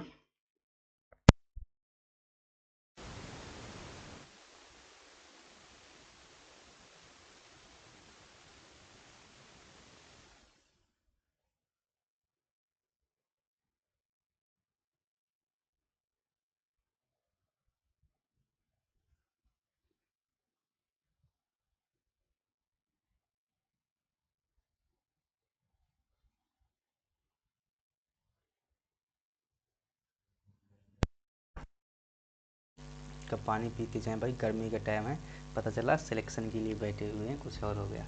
चलिएगा बात करते हैं, देखना आपके सामने सुमेलित कीजिएगा, ये प्रश्न है और पूछ रहा है कि एक तरफ क्या दी हुई है, ग्रंथियां दी हुई हैं, और दूसरी तरफ क्या दिए हुए हैं, आपको हार्मोन दी हुई हैं कि कौन सी ग्रंथियों से और कौन से जो है हार्मोन निकलते हैं, इनको क्या करना है, आपको जो है सही मिलाने का कार्य करना है। ठीक है, अगली देखते हैं तो इधर देखेंगे, एक तरफ जो है पीयूष ग्रंथि है, कौन सी ग्रंथि है, पीयूष ग्रंथि है, फिर है आपके पास में अधिवृक्क ग्रंथि है, फिर है अग्नाशय ग्रंथि, और फिर है जनन ग्रंथि। इन ग्रंथियों से जो है कौन सा हार्मोन निकलता है, देखिएगा थोड़ा सा अगर छोटा दिख रहा है तो अपन क्या कर देते हैं, ठीक है, ऐसा कर देते हैं ताकि जो है, ठीक है। तो अब क्या करना है आपको मिलाने, लेकिन यहाँ पर पेन नहीं चलेगा, ठीक है। तो पीयूष ग्रंथि से आपका कौन सा हार्मोन हो जाएगा भाई, पीयूष जो ग्रंथि या पिट्यूटरी ग्रंथि, इससे क्या हो जाएगा, वृद्धि हार्मोन हो जाएगा, जैसे ग्रोथ हार्मोन या GH हार्मोन भी बोला जाता है, या इसी को STH हार्मोन भी बोलते हैं, सोमैटोट्रोपिक स्टिमुलेटिंग हार्मोन, ठीक है। STH सोमैटोट्रोपिक हार्मोन भी बोला जाता है। अधिवृक्क ग्रंथि जिसे हम क्या कहते हैं भाई, एड्रीनल ग्रंथि कह देते हैं। एड्रीनल ग्रंथि से जो है कौन सा निकलेगा हार्मोन, दिए गए ऑप्शन में अगर बात करें तो ये प्रोजेस्टेरॉन हो जाना चाहिए, अग्नाशय से इंसुलिन हो जाएगा। चलिएगा हम जो है ऑप्शन देख करके मिलाने का कार्य करते हैं। तो देखिएगा पीयूष ग्रंथि से क्या हो जाएगा, आपका वृद्धि हार्मोन हो जाएगा, ध्यान रखना, इसी को GH हार्मोन या फिर इसी को STH हार्मोन भी कह दिया जाता है, सोमैटोट्रोपिक हार्मोन भी कह देते हैं। तो अब यहाँ पर कोडिंग देखिएगा, ए नंबर का क्या करेंगे आप, जो है देखिएगा एक ऑप्शन से कैसे उत्तर सही करना है, इसको भी सीखना है, जरूरी नहीं सब बनना चाहिए। तो यही बताते हैं कि 100% बनने की जरूरत नहीं है। पीयूष ग्रंथि से जो है वृद्धि हार्मोन निकलता है, तो एक हाथ दूसरा मिलाइएगा, एक हाथ दूसरा जो है कहाँ पर दिया है, दो जगह दिया हुआ है, एक इधर पर एक इधर पर। तो पहले क्या कीजिएगा, इन ऑप्शन को जो है क्रॉस कीजिएगा, क्या करेंगे, इन ऑप्शन को जो है क्रॉस करेंगे, यानी कि ये नहीं हो सकते हैं। अधिवृक्क ग्रंथि से जैसे कन्फ्यूजन हो रहा, तो अग्नाशय से अभी आप पढ़ करके आए हैं कि अग्नाशय से क्या निकलता है, इंसुलिन हार्मोन निकलता है, तो सी का पहला मिलाइएगा। अब ये दो ऑप्शन में बस देखना सी का जो है पहला कहाँ पर दिया हुआ है, तो सी का पहला यहाँ पर दिया हुआ है और यहाँ पर सी का चौथा दिया हुआ है, तो आपका ऑप्शन क्या हो जाएगा, बी हो जाएगा, सही जवाब हो जाएगा। ठीक है, तो इसका जो है तीसरा कार्टिसोल में पहुंच जाएगा। जनन ग्रंथि से क्या निकलेगा, आपका प्रोजेस्टेरॉन हार्मोन जो है निकलेगा। ठीक है, तो ये जो है आपको क्या करना है, ध्यान रखना है। इधर देख लीजिएगा, बी ऑप्शन जो है आपका क्या हो जाएगा, सही हो जाएगा। प्रोजेस्टेरॉन हार्मोन क्या होता है, एक हार्मोन है जो महिलाओं में जो है प्रजनन में क्या करता है, अहम भूमिका निभाता है। अग्नाशय जो है इंसुलिन नामक हार्मोन बनाता है। अग्नाशय ध्यान रखिएगा, यह क्या होती है, एक मिक्स्ड ग्लैंड होती है, इस बात को भी ध्यान रखना। अगली बात कर लेते हैं, कार्टिसोन का संबंध जो है अधिवृक्क या एड्रीनल ग्रंथि से होता है। पीयूष ग्रंथि का संबंध वृद्धि से होता है, वृद्धि हार्मोन से होता है, और जिसका वृद्धि हार्मोन कमजोर हो जाता है तो उसका जो है हाइट भी कमजोर हो जाता है। अगली बात करते हैं, फिर से आपको सुमेलित करना है। प्रश्न जो है दमदार है, आप कह रहे थे कि प्रश्न जो है शायद वैसे नहीं है, तो ऐसे प्रश्न जो है मैं लेना चाहता तो चलिए, लेकिन अभी से ही ले लिया। इनमें क्या होता है, फिर टेस्ट बनाने में जो है लंबी दिक्कत पड़ती है, क्योंकि ना तो वहाँ पर जो है सिस्टम वैसा नहीं रहता है, वो क्विज बोर्ड में क्या हो जाते हैं, बहुत परेशान करते हैं, एक एक ऑप्शन जो है क्या करना पड़ता है, फिर वहाँ टाइप करना पड़ता है, सेट नहीं होते हैं। सुमेलित कीजिएगा, देखिएगा यहाँ पर दिया हुआ है सोशल नेटवर्किंग साइट दी हुई है, ठीक है, क्या दी हुई है, सोशल नेटवर्किंग साइट, और इधर क्या दिए हुए, संस्थापक दिए हुए हैं। तो यहाँ पर देखेंगे टेलीग्राम, टेलीग्राम दिया हुआ है, और कू ऐप दिया हुआ है, लिंक्डइन दी हुई है, और इंस्टाग्राम दिया हुआ। अब बताइएगा इसमें जो है किसने किसकी क्या की हुई थी, स्थापना की हुई थी। अगर जो है सही से बता पा रहे हैं तो कुछ बताइएगा। कू ऐप से आपको एक बात तो समझ में आई, कू ऐप क्या है, ये भारतीय जो ट्विटर का वर्जन है उसे क्या कहते हैं, कू ऐप कहते हैं। और इसको जो है किसने किया होगा, भारतीय ऐप है तो किसी भारतीय ने आविष्कार किया होगा, तो इसको क्या कर सकते हैं, बी से चौथा मिला सकते हैं। चलिए एक से जो है उत्तर खोजने का कार्य करते हैं, बी का चौथा होना चाहिए, कहाँ पर दिया हुआ है, बी का चौथा से यहाँ पर दिया हुआ है, यहाँ पर। तो ये दो ऑप्शन क्या है आपके जाने वाले हैं, तो देखिएगा उत्तर देख लेते हैं। 20 का जो है डी नंबर हो जाएगा, यानी कि 2 का चौथा, तो ये तो नहीं सही होने वाले हैं। तो आपका जो हो जाएगा डी ऑप्शन क्या हो जाएगा, सही जवाब हो जाएगा।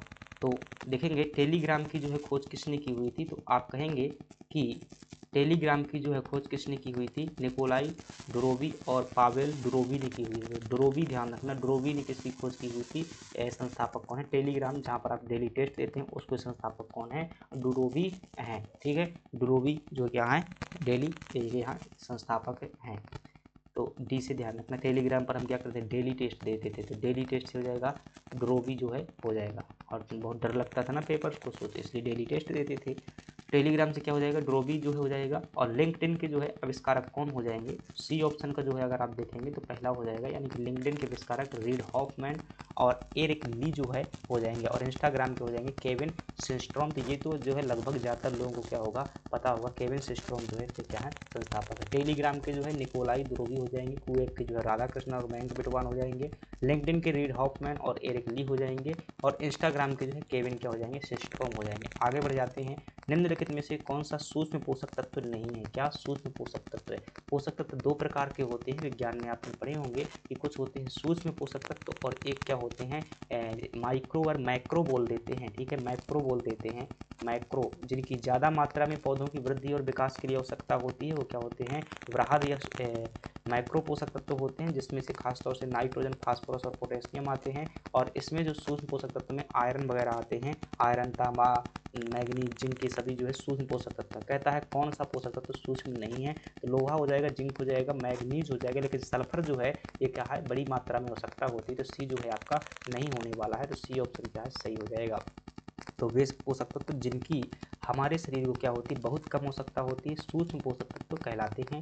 सूक्ष्म पोषक तत्वों में लोहा, कोबाल्ट, क्लोरीन, तांबा, मैग्नीज, निकल, जिंक और मोलिब्डेनम शामिल है। जबकि सल्फर क्या है, एक प्रमुख पोषक तत्व है, यानी कि मैक्रो है, और यह सूक्ष्म तत्वों की श्रेणी में नहीं आता है। अगली बात करते हैं, और अगला प्रश्न है, दुग्ध प्रोटीन का पाचन करने वाले एंजाइम क्या कहलाते हैं। आपने अमाशय में जो है ये पढ़ा होगा कि रेनिन नाम का जो एंजाइम होता है दूध का पाचन करता है। दूध में पाए जाने वाले अम्लीय प्रोटीन केसीन का जो क्या करता है, पाचन करता है। इसीलिए ध्यान रखना, कई बार लॉजिकल प्रश्न आ जाता है कि जो शिशु होते हैं, छोटे शिशु, यानी कि जब उनका जन्म होता है तो किसमें ज़्यादा मात्रा में रेनिन पाया जाता है। तो ध्यान रखिएगा, रेनिन हम हैं, जैसे हम एक युवा अवस्था के व्यक्ति हो जाते हैं तो वैसी अवस्था में रेनिन बहुत कम मात्रा में निकलता है। लेकिन जो दूध पीने वाले बच्चे होते हैं उनमें रेनिन बहुत ज़्यादा मात्रा में निकलता है, क्योंकि उनमें दूध ही होता है, क्योंकि वो खाना नहीं उस समय पर खाते। पैप्सिन जो है प्रोटीन के पाचन से संबंधित है, ट्रिप्सिन भी प्रोटीन के पाचन से संबंधित है।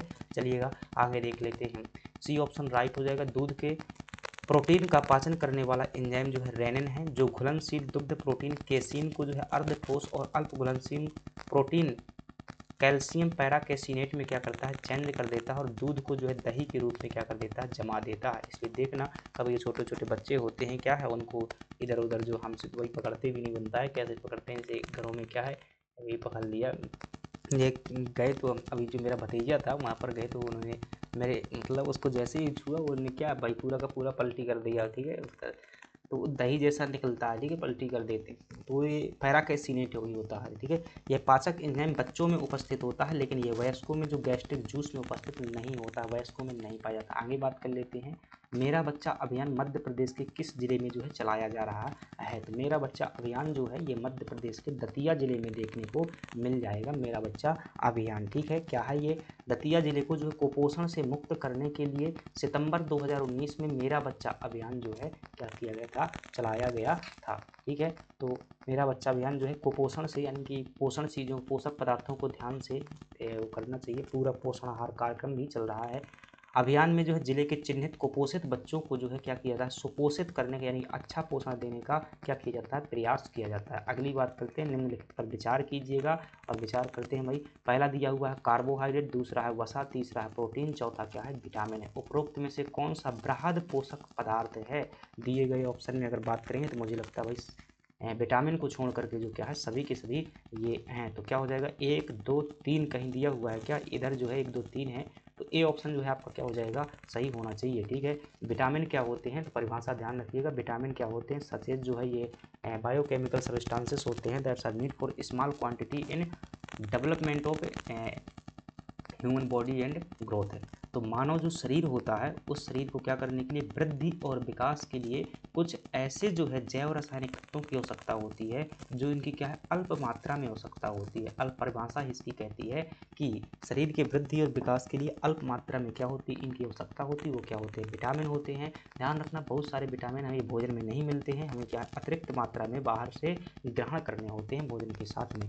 और जो दिए गए ऑप्शन में तो विटामिन क्या हो जाएगा, मतलब अल्प मात्रा वाला हो जाएगा, बाकी कार्बोहाइड्रेट भाई इतनी रोटी खाते हैं यहाँ पे, खाना में सबसे ज़्यादा कार्बोहाइड्रेट ही खाते हैं, प्रोटीन भी जो है ज़्यादातर जो है बृहद पोषक तत्व कहलाता है। ठीक है, कार्बोहाइड्रेट, वसा और प्रोटीन बृहद पोषक तत्वों के अंतर्गत आते हैं, जबकि विटामिन एवं खनिज जो है वो क्या होते हैं, सूक्ष्म पोषक तत्वों के अंतर्गत आते हैं। निम्नलिखित कथनों पर फिर से विचार करना है। प्रश्न दिया हुआ है, कथन दिया हुआ है कि 8 मार्च 2018 को भारत सरकार द्वारा जो है राष्ट्रीय पोषण मिशन क्या किया गया था, शुरू किया गया था। प्रश्न पूछ रहा है कि राष्ट्रीय पोषण मिशन जो है 8 मार्च 2018 को शुरू किया गया था। बिल्कुल सही बात, राष्ट्रीय पोषण मिशन।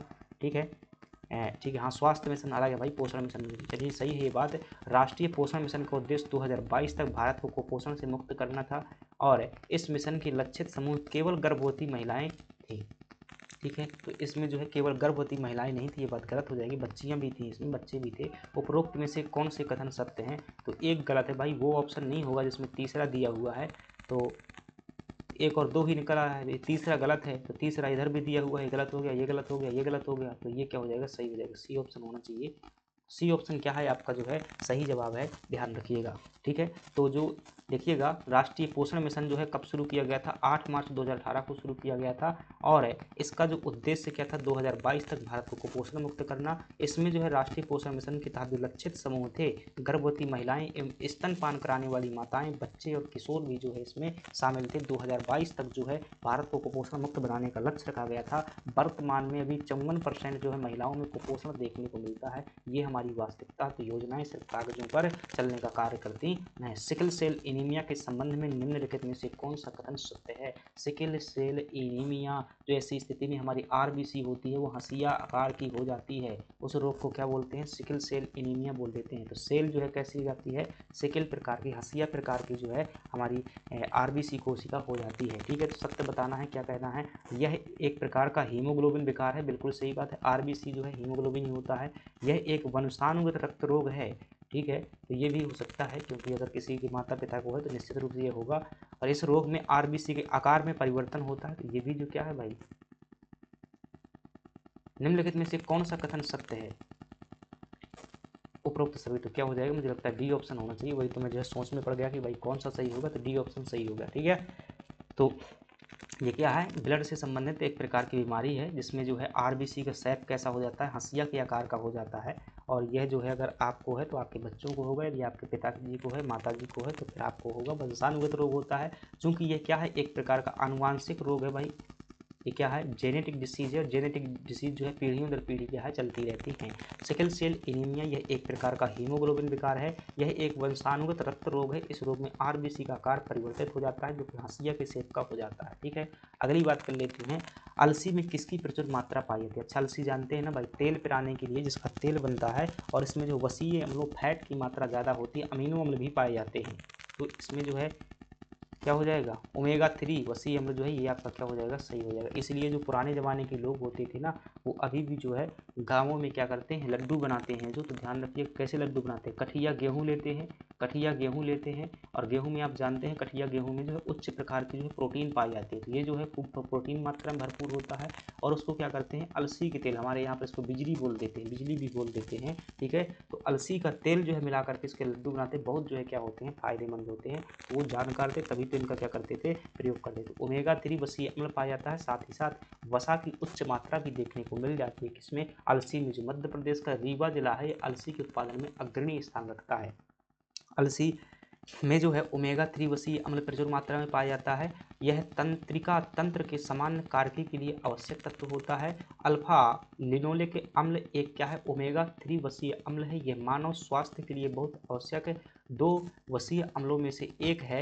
ये आवश्यक वसीय अम्ल मानव शरीर के अंदर जो है उत्पन्न नहीं हो सकते हैं, अतः इन्हें आहार के माध्यम से जो है ग्रहण करना होता है।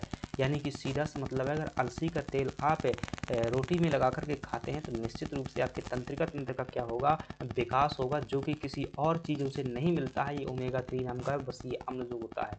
ठीक है, तो ध्यान रखना है, इसको खाना चाहिए आपको। घी की जगह पर इसे भी खाया करें। गाँव में तो, घरों में तो भाई जब भी जाओ वहाँ घी का मिलता है, ये चीज़ें ज़्यादा मिलती हैं। ठीक है, अलसी का तेल ही चुपड़ने को मिलता है रोटी में लगाने के लिए।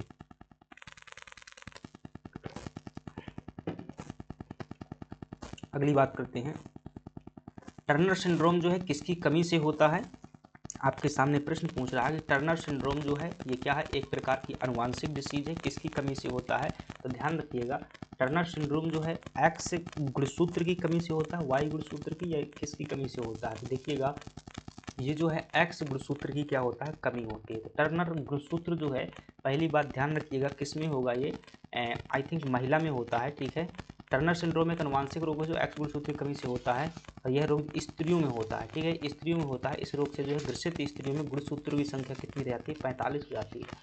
तो ध्यान रखिएगा, जो व्यक्ति होता है उसमें कितने होते हैं, 23 जोड़ा जो है कितने पाए जाते हैं, गुणसूत्र पाए जाते हैं, 23 जोड़ा, अर्थात कुल जो है 46 गुणसूत्र होते हैं। इनमें से 22 गुणसूत्र जो है सभी के समान होते हैं, और इसमें जो 23वां जोड़ा होता है उसे लिंग गुणसूत्र कहा जाता है, या सेक्सुअल क्रोमोसोम कहा जाता है, या लैंगिक गुणसूत्र कहा जाता है। यह गुणसूत्र जो है मेल में क्या होते हैं, यह मेल में जो है एक्स वाई होते हैं, और फीमेल में जो है क्या होते हैं, एक्स एक्स होते हैं। अर्थात यहाँ पर देखेंगे दोनों समान है, अर्थात लिंग निर्धारण का कार्य जो कौन करता है, मेल करता है, ठीक है। जो अगले बच्चे को जो जन्म होगा वो कौन सा होगा, इसका डिसीजन जो है मेल गुणसूत्र से होता है। ध्यान रखिएगा, फीमेल में अगर एक गुणसूत्र क्या है, कम हो जाएगा तो वैसी स्थिति क्या बोल देते हैं, टर्नर सिंड्रोम बोल देते हैं।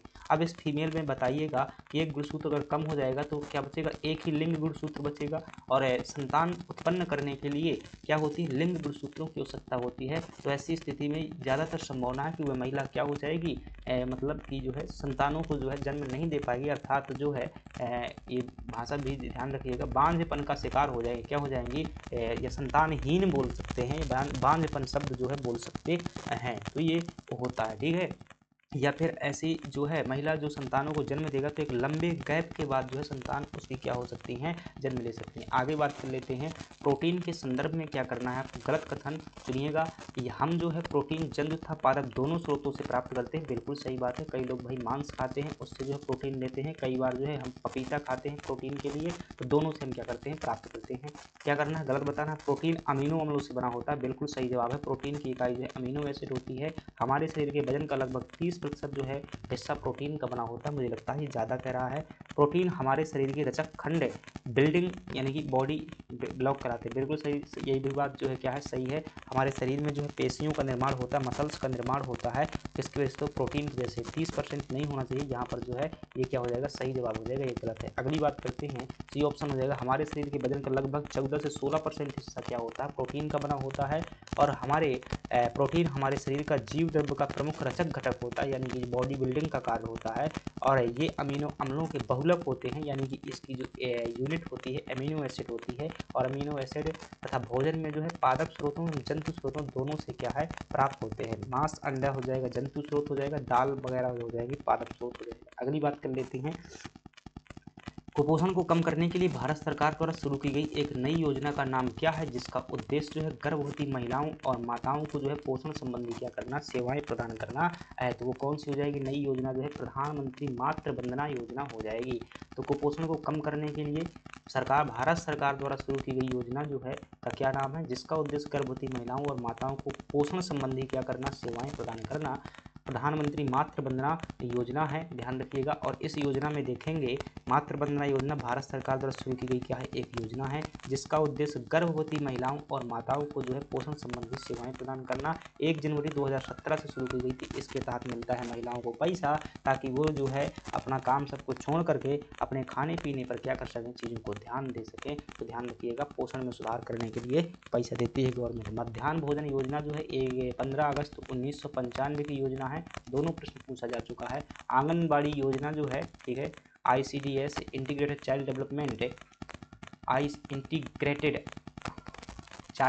डेवलपमेंट स्कीम ICDS योजना के तहत जो है शुरू की गई थी। राष्ट्रीय स्वास्थ्य मिशन ये आपका 2005 में जो है गांव के लिए, और 2012 में जो है शहरी स्वास्थ्य मिशन क्या किया गया था, शुरू किया गया था। आगे बढ़ जाते हैं, निम्नलिखित कथनों में क्या करना है आपको, असत्य कथन का चयन करना है। हेपेटाइटिस जो है बी प्रथम पुनर्योजी टीका है, अर्थात जन्म के 24 घंटे के अंदर लगने वाला क्या होता है, टीका होता है। हेपेटाइटिस बी का आपने जो है वैक्सीन सुना होगा, और यह वैक्सीन जो है देखिएगा, वैक्सीन जो है कई प्रकार के होते हैं, जिसमें से बच्चे के जो है जन्म के तुरंत बाद हॉस्पिटल में जो है कुछ टीके लगते हैं, उसमें से क्या है ये पूछ रहा है। असत्य कथन बताना है। बच्चे के जन्म के पश्चात जो है सर्वप्रथम खसरे का टीका लगाया जाता है, OPV जो ओरल पोलियो वैक्सीन इसका पूरा नाम होता है 0 से 5 वर्ष के बच्चों तक को दी जाती है और BCG का टीका जन्म के 1 माह के अंदर दिया जाता है। तो देखिएगा ये सभी क्या हैं वैक्सीन को लेकर के जो है प्रश्न पूछे गए हैं। 1 साल के अंतर जो है कुल 8 प्रकार के वैक्सीन कम से कम दिया जाना चाहिए। अगर ये दे दिया जाता है 1 साल के अंदर तो उसे क्या बोला जाता है, पूर्ण टीकाकरण बोला जाता है कि वहाँ पर पूरी तरीके से टीका लगवाया गया है, यानी कि टीकाकरण हो चुका है और ऐसे बच्चे के जो भविष्य में कोई भी पोलियो वगैरह होने की संभावना नहीं रहती। तो इसमें देखेंगे बी ऑप्शन जो है वो गलत लिखा हुआ है। बच्चे के जन्म के पश्चात जो है सर्वप्रथम खसरे का टीका लगाया जाता है, ये बात गलत है। और जो है बच्चों को खसरे से बचाने के खसरे का टीका जो पंपस तथा रूबेला के साथ लगता है यह सबसे अंत में जो है लगाया जाता है, सबसे पहले नहीं लगाया जाता है। खसरा या मीजल्स का टीका सार्वभौमिक टीकाकरण कार्यक्रम के अंतर्गत शामिल टीकों में क्या है, एक है। ठीक है। OPV का पूरा नाम क्या होता है, ओरल पोलियो वैक्सीन होता है। तो टेंशन मत लीजिएगा, अभी साइंस वाली क्लास होगी, मैं टीका जो है जितने भी वैक्सीन होंगे उसको जो है एक अलग से क्या करेंगे हम उन पर चर्चा कर देंगे ताकि जो है आपको क्लियरिटी हो जाएगी कौन किस वर्ष में किस उम्र में जो है दिया जाता है। IPV ये दोनों के दोनों क्या है, पोलियो से संबंधित वैक्सीन है, इनएक्टिवेट पोलियो वैक्सीन।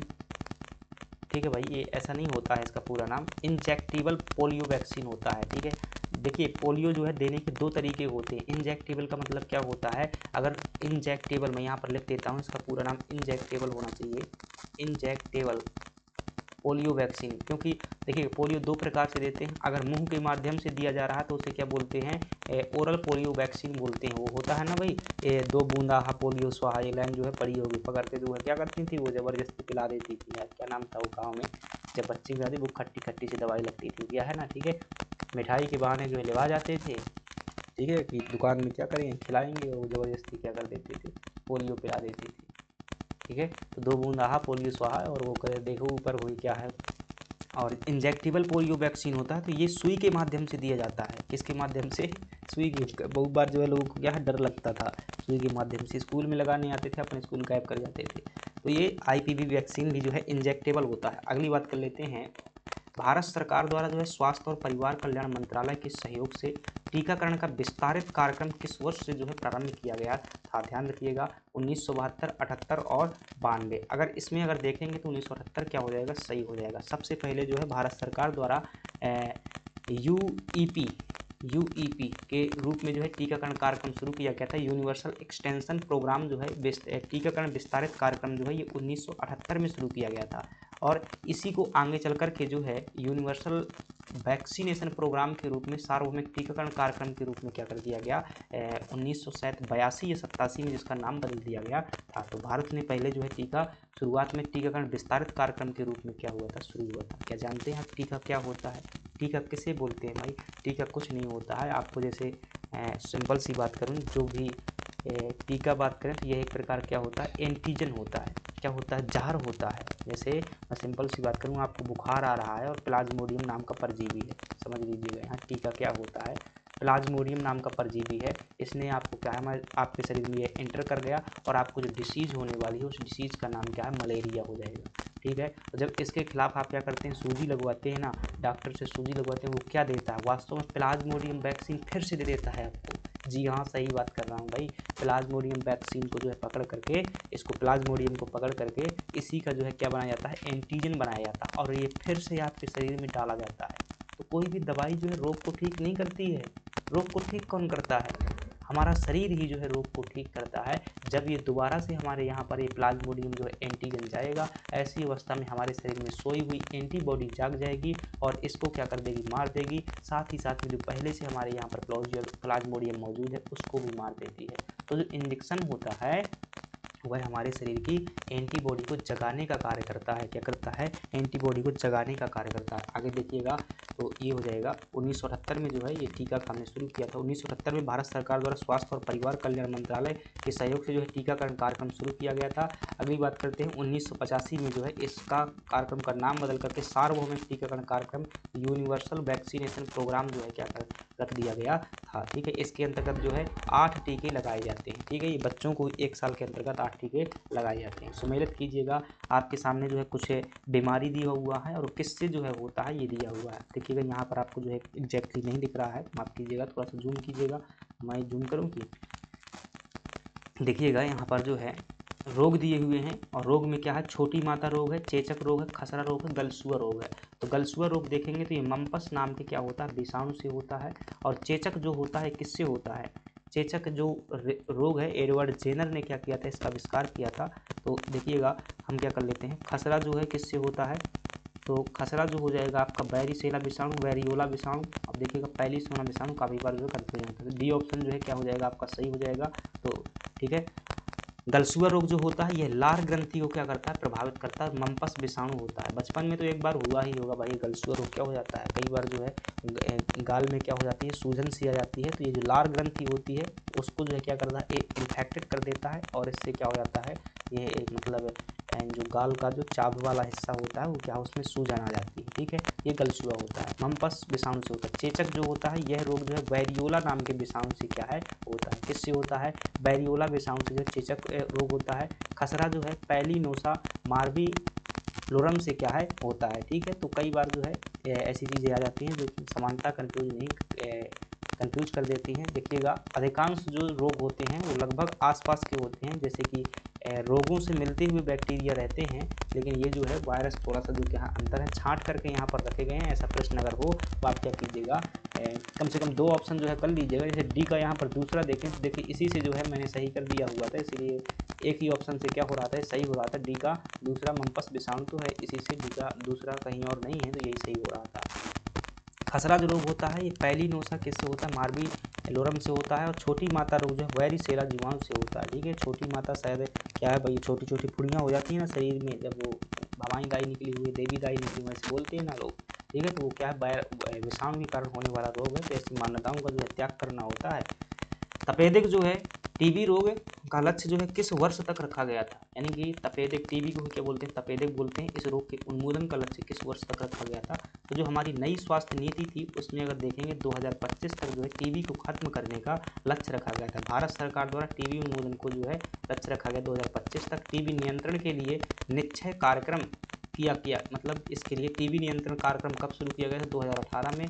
और जो राष्ट्रीय स्वास्थ्य नीति थी हमारी 2017 की, उसमें 2025 तक खत्म करने का लक्ष्य रखा गया था। जीवाणु जो है टीबी किस रोग जीवाणु से होती है, आपके माइकोबैक्टीरियम ट्यूबरक्लोसिस नाम के जीवाणु से जो है टीबी रोग हो जाता है। आगे बढ़ जाते हैं। देखिएगा भारत का राष्ट्रीय स्वास्थ्य नीति जो है, भारत की क्या है राष्ट्रीय स्वास्थ्य नीति के बारे में निम्नलिखित में से कौन से सही हैं। राष्ट्रीय स्वास्थ्य नीति देखिएगा भारत में जो राष्ट्रीय स्वास्थ्य नीति की अगर बात करेंगे 3 बार आ चुकी है, तीसरी स्वास्थ्य नीति है। पहली जो है मैं जहाँ तक याद कर पा रहा हूँ तो शायद 1982 में इंदिरा गांधी के समय पर आई थी, और दूसरी जो है 2002 में अटल बिहारी वाजपेयी के समय पर आई थी, और तीसरी जो है ये आपकी 2017 में नरेंद्र मोदी के समय पर आई हुई। 3 स्वास्थ्य नीतियाँ जो है भारत में आई हुई हैं, और तीसरी स्वास्थ्य नीति यानी कि 2017 के संदर्भ में जो है आपको क्या बताना, सही बताना है। जन्म के समय जो है जीवन प्रत्याशा को 2025 तक 70 वर्ष तक बढ़ाना था। देखिएगा जो नीतियाँ होती हैं उसमें कुछ ना कुछ क्या रखे जाते हैं, टारगेट रखे जाते हैं, और इससे जो 17 की नीति थी इसमें टारगेट क्या रखा गया था वो जो है आपको क्या करना है, बताना है भाई साहब। ठीक है, तो इसमें देखेंगे 1, 3 और 5 क्या हो रहे हैं, सही हो रहे हैं। यानी कि जन्म के समय तक जो है जीवन प्रत्याशा को क्या करना है, 70 वर्ष तक बढ़ाना है, ये बात बिल्कुल सही बात है। और सरकार द्वारा स्वास्थ्य खर्च को 2025 तक जीडीपी का 5% तक बढ़ाना था, ये बात गलत थी। 6% जो है जीडीपी का 6% खर्च करने का बात की गई थी, 6% या 2% जो है खर्च करने की बात की गई थी, 5% उसमें नहीं था, 6% सॉरी मुझे लगता है। नई शिक्षा नीति के तहत जो है शिक्षा पर खर्च, अभी व्याख्या देखेंगे पता चल जाएगा। शिशु मृत्यु दर को जो है 2019 तक 28 तक घटाना था। ठीक है, तो अब ऐसे सब डाटा जो है पॉसिबल नहीं है। जैसे ये ध्यान रख लेना कि सरकार द्वारा जो है जीडीपी का कितना पैसा जो है स्वास्थ्य पर खर्च किया जाएगा, तो उसको ध्यान कर लेंगे। तो जैसे 2 चीज़ें, ये एक सही है दूसरा गलत है, तो जिसमें दूसरा ऑप्शन दिया है वो क्या हो जाएगा, गलत हो जाएगा। तो इसमें दिया हुआ है तो ये भी क्या हो जाएगा, गलत हो जाएगा। ये भी दिया है तो इसमें भी गलत हो जाएगा। अब देखिएगा एक सही है जिसमें एक ऑप्शन नहीं है तो वो भी गलत हो जाएगा। अब इसमें देखेंगे तो एक ऑप्शन नहीं है तो वो भी क्या हो जाएगा, गलत हो जाएगा। एलिमिनेशन मेथड का जो है प्रयोग करने से बहुत सारे क्वेश्चन क्या हो जाते हैं, सही हो जाते हैं। इस जो है मेथड को सीखिएगा, इसको जो है ये बार बार क्वेश्चन लगाने से क्या हो जाएगा, आपका सही हो जाएगा। मातृ मृत्यु दर को 2020 तक घटा करके 200 पार ले जाना था, और कुल प्रजनन दर को जो है 2.1 तक करना था, ये बात सही है। भारत सरकार का लक्ष्य यही है कि जो है एक मतलब जैसे 2 लोग होते हैं, एक हस्बैंड वाइफ होते हैं तो उनके बच्चे कितने होने चाहिए, 2 बच्चे होना चाहिए, 2 के 2, 2 से थोड़ा ज़्यादा हो जाए, यानी कि जैसे 10 ऐसे क्या हैं दंपति हैं, यानी कि पति पत्नी हैं, 10 में से 2-3 के क्या हो जाएंगे, 3-3 बच्चे हो जाएं और बाकी के क्या होना चाहिए, 2-2 बच्चे होना चाहिए। तो 2.1 जो है भारत का ये टारगेट है। तो 5वां भी सही है और पहला भी सही है और आपका तीसरा भी जो है सही है, लेकिन मैं सलाह नहीं दूंगा कि भाई आप डाटा रखने पर लग जाइएगा। मैं कोशिश करूंगा कि जैसे ये टारगेट याद कर लें, कुछ गिने चुने टारगेट हैं राष्ट्रीय स्वास्थ्य नीति के, तो ध्यान रख लीजिएगा। देखिएगा 2017 में केंद्र सरकार ने जो है 2002 की मौजूदा स्वास्थ्य नीति को बदलने के लिए राष्ट्रीय स्वास्थ्य नीति शुरू की थी। 2025 तक राष्ट्रीय स्वास्थ्य नीति जो है उपराष्ट्रीय स्तर पर कुल प्रजनन दर को जो है घटाकर कितना करना था, 2.1 तक करना था। इसका लक्ष्य 2025 तक जन्म के समय जीवन प्रत्याशा को कितना करना है, 70 वर्ष तक जो है करना है। और शिशु मृत्यु दर को जो है घटाकर कितना करना है, 28 करना है। अगली बात कर लेते हैं, सतत विकास की व्याख्या पहली बार जो है कहाँ की गई थी। सतत विकास थे, सस्टेनेबल डेवलपमेंट थे, इसकी व्याख्या पहली बार जो है कहाँ की गई थी, तो आपको पता है, ये पढ़ चुके हैं, विश्व विकास रिपोर्ट में, ब्रिटलैंड आयोग की रिपोर्ट में, या फिर प्रथम पृथ्वी शिखर सम्मेलन रिपोर्ट में, या फिर मानव विकास रिपोर्ट में। देखिएगा पहली बार अगर बात की जाए तो ब्रिटलैंड रिपोर्ट में जो है ये 1989 में जो है इनको क्या है, अवर कॉमन फ्यूचर में क्या किया जाता है, उल्लेख किया था। बी ऑप्शन सही हो जाएगा। ब्रिटलैंड जो कमीशन रिपोर्ट पहली बार भारत में सतत विकास की क्या की गई थी, व्याख्या की गई थी इसमें। और ब्रिटलैंड रिपोर्ट को जो है संयुक्त राष्ट्र विश्व आयोग द्वारा जो है पर्यावरण और विकास पर 1987 में क्या किया गया था, प्रकाशित किया गया, सॉरी 1987 में प्रकाशित किया गया, ठीक है 87, मुझे 89 में याद है भाई, 89 में लागू तो नहीं हुई होगी, ऐसा भी हो सकता है। भारत में जो है नीति आयोग क्या करता है, सतत विकास रिपोर्ट यानी कि सूचकांक जारी करता है। अगली बात कर लेते हैं, निम्नलिखित में से कौन सा सतत विकास लक्ष्य जो है सस्टेनेबल डेवलपमेंट गोल है जो 2030 तक प्राप्त करने का लक्ष्य नहीं है। तो जो सतत विकास लक्ष्य हैं ये कितने हैं, ध्यान रखिएगा, 2015 से लगा करके 2030 के मध्य में जो है कुल कितने हैं, 17 लक्ष्य जो है डिसाइड किए गए हैं। और वो 17 लक्ष्य में से कहता है कौन नहीं है, तो ध्यान रखिएगा, अंतरिक्ष अनुसंधान भाई ऐसा कोई लक्ष्य नहीं है, ठीक है, ये नहीं है, ठीक है। गुणवत्तापरक शिक्षा जो है अगर इसकी बात करेंगे तो हमने याद किया था चोर के माध्यम से कि क्वालिटी एजुकेशन किसे कहेंगे, जो कोई चोर को पकड़ लेगा, यानी कि SDG जो 4 है वो क्या है, गुणवत्तापूर्ण शिक्षा है। लैंगिक समानता यानी कि फीमेल, एफ मतलब 5 है, 5 मतलब 5, तो जो 5वां हमारा लक्ष्य है वो क्या है, क्या हो जाएगा, समानता हो जाएगा। अगर महिलाओं को समानता नहीं दी तो वो क्या बन जाएंगी, वो देवी का रूप धारण कर लेंगी, याद कराया था। शून्य भूख ये क्या है, पहला भुखमरी जो है, ये दूसरा टारगेट है, पहला टारगेट था जो है गरीबी को खत्म करना, दूसरा भुखमरी को खत्म करना। तो ये क्या है, अंतरिक्ष अनुसंधान जो है SDG सूचकांक नहीं है। अगली बात कर लेते हैं, सतत विकास लक्ष्य 2030 तक प्राप्त करने के लिए तय किए गए हैं, जिनमें से गरीबी उन्मूलन, भुखमरी उन्मूलन, आर्थिक विकास, स्वास्थ्य और स्वच्छता आदि शामिल है। कुल कितने लक्ष्य हैं, ध्यान रखिएगा, 17 लक्ष्य हैं, इसमें से अंतरिक्ष का जो है कोई लक्ष्य नहीं है। अगले प्रश्न की बात करते हैं, एक को जो है 2 से क्या करना है, सुमेलित करना है। सूची 1 कहती है आपके सामने SDG 10 दिया हुआ है, SDG 13, SDG 14 और SDG 15। ध्यान कीजिएगा, जो इसमें है जल के नीचे जीवन, भूमि के नीचे जीवन, असमानता में कमी, और 13 जो है ये क्या हो जाएगा, जलवायु परिवर्तन, ठीक है। अब इसमें जो है एक लाइन से अगर आप याद करेंगे तो इनको क्या कर सकते हैं, सीक्वेंस में बैठा सकते हैं। 12 जो था जिम्मेदारी के साथ उपभोक्ता, और 13-14 में जो है क्या हो जाएगा आपका जो है जल पर जीवन हो जाएगा, 14 में क्या है, जल पर जीवन हो जाएगा, 15 में जो है जल सूखा था तो फिर उसके बाद में भूमि पर जीवन हो जाएगा। और असमानता में कमी जो है उसका उद्योग स्थान, 9 में क्या था, नवाचार और उद्योग था, जब उद्योग स्थापित किया था तो नवाचार में क्या हो जाएगा, ये असमानता में उसकी कमी होती है। जलवायु परिवर्तन जो है 13 में हो जाएगा, ठीक है। तो ये है, देखिएगा ए नंबर का 3 मिलाइएगा, ए का तीसरा जो इधर मिल रहा है तो ये दोनों क्या कर देंगे, हम गलत कर देंगे, और बी का मिलाएंगे पहला, तो बी का पहला जो है इधर मिल रहा है, तो डी ऑप्शन क्या हो जाएगा आपका सही हो जाएगा, ठीक है। तो ट्रिक से जो है आपको याद करवाएंगे, भाई ये करवाए हुए थे, अभी जो है इतना क्लास लंबी जाएगी तो अभी जो क्लास होनी है इसकी, तो एक क्लास होगी थ्योरी वाली, उसमें जो है ट्रिक से करवाएंगे। पहला लक्ष्य क्या है, निर्धनता जो है कमी होगी, निर्धनता नहीं यानी कि गरीबी को समाप्त करना। दूसरा जो है शून्य भुखमरी। तीसरा क्या है, पहला हमने क्या पढ़ा था कि सबसे पहले एक गरीब घर में क्या लेता है, बच्चा जन्म लेता है, फिर जो है वो क्या करता है, शून्य भुखमरी करता है, उसकी भुखमरी सबसे पहले समाप्त करने पर जोर देता है, फिर उसका जो है स्वास्थ्य सही होता है, अच्छा स्वास्थ्य होता है, फिर वह जो है स्कूल जाता है, गुणवत्तापूर्ण शिक्षा लेता है। और जो है फिर क्या करता है, स्कूल जाने के बाद वो स्कूल में देखता है उसका पिता की क्या है, लैंगिक समानता हो चुकी है, महिला और बच्चे जो है एक साथ, मतलब लड़के और लड़कियां एक साथ बैठकर पढ़ते हैं। फिर वह देखता है कि वहाँ पर जो है फ्रिज लगा हुआ है अच्छा सा, तो वहाँ स्वच्छ पानी भी मिल रहा है।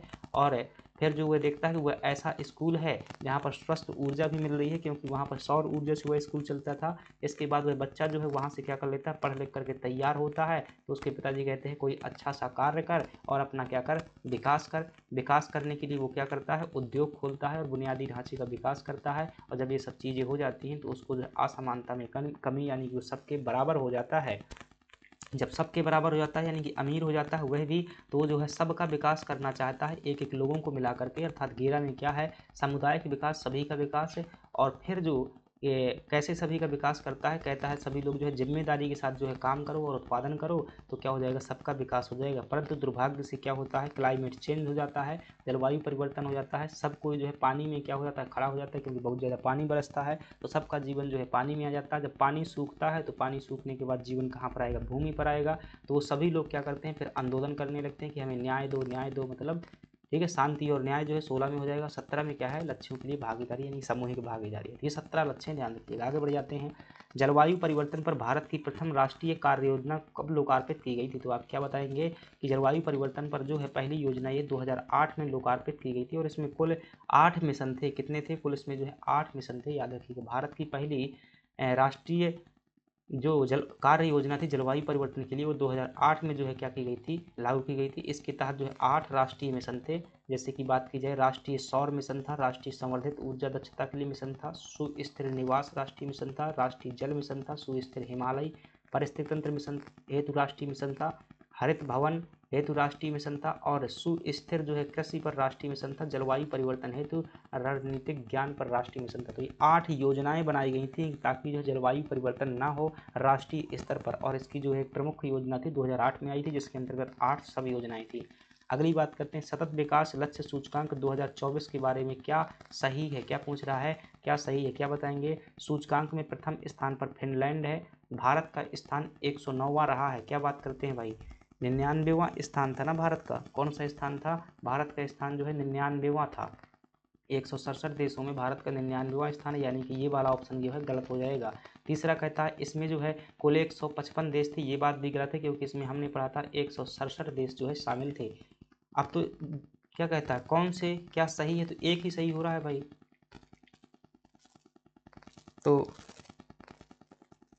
मुझे लगता है एक तो ऑप्शन में नहीं है, तो मुझे लगता है डी ऑप्शन भाई होना चाहिए, कोई भी जो है सही नहीं होगा। चलिए उत्तर देख लेते हैं। तो इसका जो है ए ऑप्शन सही है। क्या बात करते हो भाई, यानी कि 1 और 2 जो है सही हैं, यानी कि फिनलैंड भी है।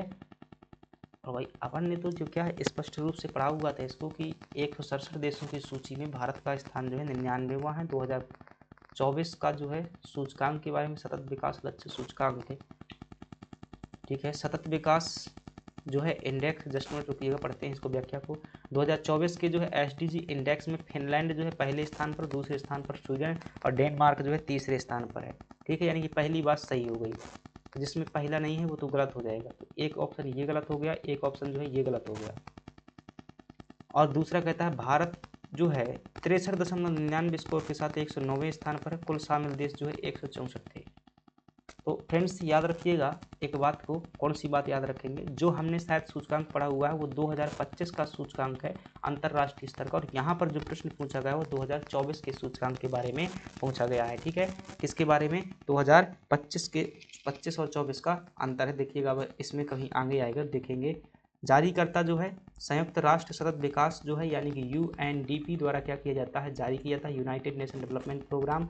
नीति आयोग के एसडीजी इंडेक्स 2023-24 में उत्तराखंड और केरल को जो शीर्ष स्थान प्रदान किया गया है। तो ध्यान रखना, हो सकता है कि 2025 वाले सूचकांक में जो है अंतर हो। तो इसका सही जवाब क्या हो जाएगा आपका, कि पहली बात सही है, दूसरी बात सही है। इसमें 164 देश थे, तो इसमें कितने देश थे, 164 देश थे। बातें जो है दिमाग में बैठाए रहिएगा। तो ये नहीं, तीसरा नहीं सही होगा, तो यानी कि ये गलत हो जाएगा, ये भी गलत हो जाएगा, ए ऑप्शन जो है सही हो जाएगा।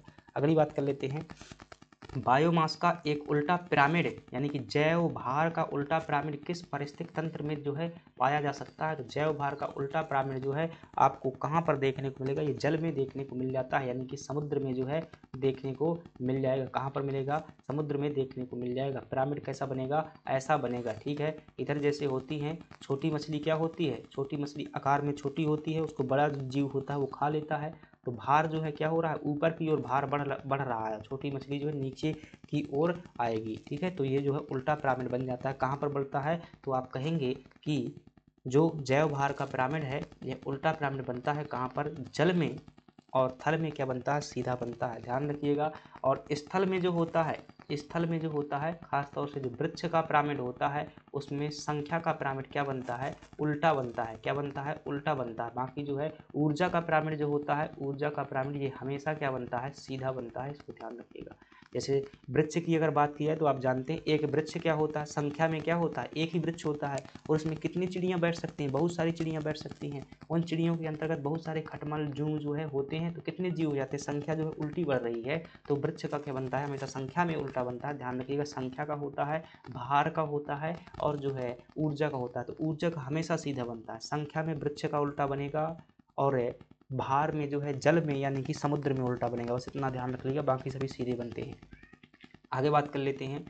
परितंत्र की प्रति इकाई क्षेत्र में जो है उपस्थित जीवों के शुष्क भार को क्या कहते हैं? जैव भार कहा जाता है। जैव भार का पिरामिड परिस्थितिक तंत्र के विभिन्न पोषक स्तर में जो है जैव भार की मात्रा के संबंधों को क्या करता है? प्रदर्शित करता है। तो थोड़ा सा भी ये साइंस है और यहाँ पर जो है चित्र तो नहीं लगे हुए हैं, तो ये टेस्ट सीरीज है भाई, प्रैक्टिस है, क्वेश्चन की प्रैक्टिस है। और आपको थ्योरी जो है अभी मैं अलग से पढ़ाऊंगा, वहाँ पर जो क्लास चल रही है उस वाली में, तो अब पता चलेगा उसमें। परिस्थितिक तंत्र में जो है ऊर्जा का प्रवाह निम्न से उच्च पोषण स्तर पर जो है जाने से क्या होता है? कम होता है। इसे निम्नलिखित द्वारा समझाया जाता है। भाई 10% का नियम जो है यहाँ पर काम करता है। अब देखिएगा यही प्रश्न मुझे लगता है एमपीपीएससी प्रीलिम्स 2025 की परीक्षा में आया हुआ था। तो इसे ऊष्मागतिकी के दूसरे नियम द्वारा जो क्या किया जा सकता है? समझाया जा सकता है। क्योंकि थोड़ा सा भी अगर दिमाग लगाओगे ना तो सॉल्व कर लोगे। ये सेम टू सेम 25 का प्रश्न था। आपको कैसे सॉल्व कर लेंगे भाई? थर्मोडायनेमिक्स जो होती है इसका जो दूसरा नियम कहता है, ये कहता है ऊर्जा के स्थानांतरण के बारे में बताता है। कभी भी जो है निम्न ऊर्जा स्तर से उच्च ऊर्जा स्तर में जो है ऊर्जा का ट्रांसफर नहीं हो सकता। और जो पहला नियम है ये किससे संबंधित है? ये जो है ऊर्जा संरक्षण के नियम से संबंधित है कि ऊर्जा को ना तो उत्पादन किया जा सकता है ना ही नष्ट किया जा सकता है। न्यूटन के नियम का यहाँ से कोई संबंध नहीं है। तो न्यूटन के नियम तो भौतिक से संबंधित है। तो बी ऑप्शन जो है आपका क्या हो जाता है? सही हो जाता है, ठीक है। देखते हैं। और यहाँ पर जो 10% नियम का 10% का नियम लागू होता है कि हमेशा जो है उच्च ऊर्जा स्तर से यानी कि अगला जो ऊर्जा स्तर होगा उसमें 10% ऊर्जा ही ट्रांसफर होगी। बी ऑप्शन जो है सही हो जाएगा। ऊष्मागतिकी थर्मोडायनेमिक्स के द्वितीय नियम के अनुसार परिस्थितिक तंत्र में ऊर्जा का प्रवाह जो है कम हो जाता है, ठीक है। यानी कि अगले स्तर में क्या हो जाता है? कम हो जाता है भाई, तभी तो ये जीवन चल रहा है। आप कल्पना कीजिएगा कि जैसे क्या है, पेड़ों को जो खाने वाले यानी कि शाकाहारी जीव है जो हिरण है, अगर हिरण की संख्या पेड़ों से ज़्यादा हो जाएगी यानी कि इन्हें ऊर्जा ज़्यादा लगेगी तो फिर क्या है? भूखे ना मर जाएंगे। और भूखे मर जाएंगे तो प्रकृति क्या हो जाएगी? समाप्त हो जाएगी। तो हमेशा जो है आगे वाली जो स्तर होता है उसको कम ऊर्जा में ही जो क्या हो जाती है? ऊर्जा की पूर्ति हो जाती है, ठीक है। जो अगली बात कर लेते हैं तो क्या होता है? ऊर्जा का प्रवाह जो है आगे क्या हो जाता है? कम होता जाता है, क्योंकि ऊर्जा निम्न से उच्च पोषण स्तर पर जो है क्या है? जाती है। जैसे जैसे ऊर्जा स्थानांतरित या परिवर्तित होती है इसका अधिक से अधिक हिस्सा क्या हो जाता है? बर्बाद हो जाता है, ठीक है। पारिस्थितिकी के जनक यानी कि इकोलॉजी के जो है जनक, भारतीय जनक किसे कहा जाता है? देखिए इकोलॉजी के जनक कोई और हैं। इकोलॉजी के जनक जो हैं ये क्या पढ़ा था हमने? अर्नेस्ट हैकल पढ़ा हुआ था। लेकिन जो भारत में जो है इकोलॉजी के जनक कहलाते हैं रामदेव मिश्रा कहलाते हैं। सलीम अली जो है भारत में वर्ल्ड मैन ऑफ इंडिया कहलाते हैं। और जो एच.जी. खुराना, हरि गोविंद खुराना, ये जो है जीन टेक्नोलॉजी से जो है भारत में संबंधित है, डीएनए से, CN, ठीक है। अगली बात करते हैं, ये जो है सही, रामदेव मिश्र ने भारत में पारिस्थितिकी और पर्यावरण विज्ञान की नींव रखी। उन्हें दुनिया भर के पारिस्थितिक विदों द्वारा भारतीय पारिस्थितिकी का जो है फादर कहा जाता है, जनक कहा जाता है। पर्यावरण और पारिस्थितिकी के संदर्भ में स्प्रिंग शॉक से क्या तात्पर्य होता है? तो स्प्रिंग शॉक का जो है तात्पर्य होता है वो क्या है? आप कहेंगे कि बर्फ के तेजी से पिघलने के कारण जो संचित अम्लीय प्रदूषकों के उत्सर्जन से जल निकायों के पीएच में जो तीव्र गिरावट होती है उसी क्या बोलते हैं? स्प्रिंग शॉक कहते हैं। स्प्रिंग शॉक का तात्पर्य जल निकाय के पीएच में होने वाले अचानक और तीव्र गिरावट से है। यह सामान्य तौर पर वसंत ऋतु में जब बर्फ तेजी से पिघलती है। शीत ऋतु के दौरान बर्फ वातावरण में जो है सल्फर डाइऑक्साइड और नाइट्रोजन डाइऑक्साइड जैसे अम्लीय प्रदूषकों को संचित कर लेती है। तो ये क्या होता है? स्प्रिंग शॉक होता है। ध्यान रखिएगा 2 नंबर में भी जो आ जाता है। तो अभी तो भाई चलिए कुछ आगे चर्चा करेंगे, बताएंगे। निम्नलिखित में से कौन सा जैव रासायनिक है? जैव रासायनिक ऑक्सीजन मांग यानी कि बीओडी बायोलॉजिकल ऑक्सीजन डिमांड का सर्वोत्तम वर्णन करता है। तो बायोलॉजिकल ऑक्सीजन डिमांड क्या होती है? आप क्या बताएंगे? ध्यान रखिएगा, आप बताएंगे कि जो बायोलॉजिकल ऑक्सीजन डिमांड है जल के नमूने की एक निश्चित मात्रा में उपस्थित कार्बनिक पदार्थ को अपघटित करने हेतु जीवाणुओं द्वारा आवश्यक ऑक्सीजन की मात्रा को जो है जैव रासायनिक ऑक्सीजन मांग कहा जाता है। यानी कि बी ऑप्शन जो है आपका सही है। बहुत आसानी सी भाषा में कहूँ क्या बीओडी क्या होती है? आपने जो है कितना लिया है? 1 लीटर पानी लिया है। 1 लीटर में जो है बहुत सारे छोटे छोटे कीड़े मकोड़े स्थित हैं और ऑक्सीजन की वह मात्रा जो इन कीड़ों मकोड़ों को खत्म करने के लिए आवश्यक होती है ताकि जल शुद्ध बना रहे, उस ऑक्सीजन की मात्रा को क्या बोलते हैं? बीओडी बोलते हैं। इसी प्रकार से जो केमिकल पदार्थ होते हैं उनको खत्म करने के लिए जितनी ऑक्सीजन की आवश्यक होती है उसे सीओडी बोलते हैं, केमिकल ऑक्सीजन डिमांड बोलते हैं। अगर कहीं पर जो है बीओडी की मात्रा ज़्यादा होती है तो इसका मतलब होता है यहाँ प्रदूषण ज़्यादा है। अगले प्रश्न की बात करते हैं। भोपाल गैस त्रासदी के संदर्भ में निम्न कथनों पर विचार कीजिएगा। आप क्या कहेंगे? 2 दिसंबर 1984 में घटना हुई थी। कहेंगे बिल्कुल सही है। यह घटना यूनियन कार्बाइड कंपनी के कारखाने में हुई थी। ये भी बात सही है। इसका मुख्य कारण जो है मिथाइल आइसोसाइनाइड का रिसाव था। ठीक है, बिल्कुल सही बात है। MIC गैस जो है मिक गैस का क्या हुआ था? रिसाव हुआ था। तो तीनों बातें क्या है? सही हैं। तो आपका क्या हो जाएगा? 1 2 3 डी ऑप्शन जो है सही हो जाएगा। डी ऑप्शन देखिएगा। आपदा का प्रकार जो है औद्योगिक प्रकार की आपदा थी। इसका समय जो है 2 दिसंबर 1984 था। स्थान जो है भोपाल की फैक्ट्री में जो यूनियन कार्बाइड फैक्ट्री थी। और जो है कारण क्या था? MIC मेथाइल आइसोसाइनाइड गैस का जो रिसाव हुआ था। परिणाम लगभग 5000 लोग जो है मौत हुई थी। ऑपरेशन फेथ का नाम जो है हमेशा ध्यान रखना, इसको जो है कंट्रोल करने के लिए चलाया गया था।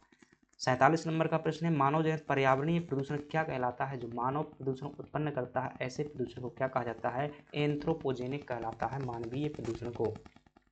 तो मानव द्वारा उत्पन्न प्रदूषण को एंथ्रोपोजेनिक प्रदूषण की श्रेणी में रखा जाता है। मानवीय क्रियाओं द्वारा पर्यावरण में डाले गए रासायनिक एवं जैविक कचरे को जो है एंथ्रोपोजेनिक प्रदूषण की संज्ञा दी जाती है। उदाहरण के लिए वायु प्रदूषण, औद्योगिक प्रदूषण और ध्वनि प्रदूषण। अगली बात करते हैं। निम्नलिखित में से कौन एक द्वितीयक प्रदूषक नहीं है?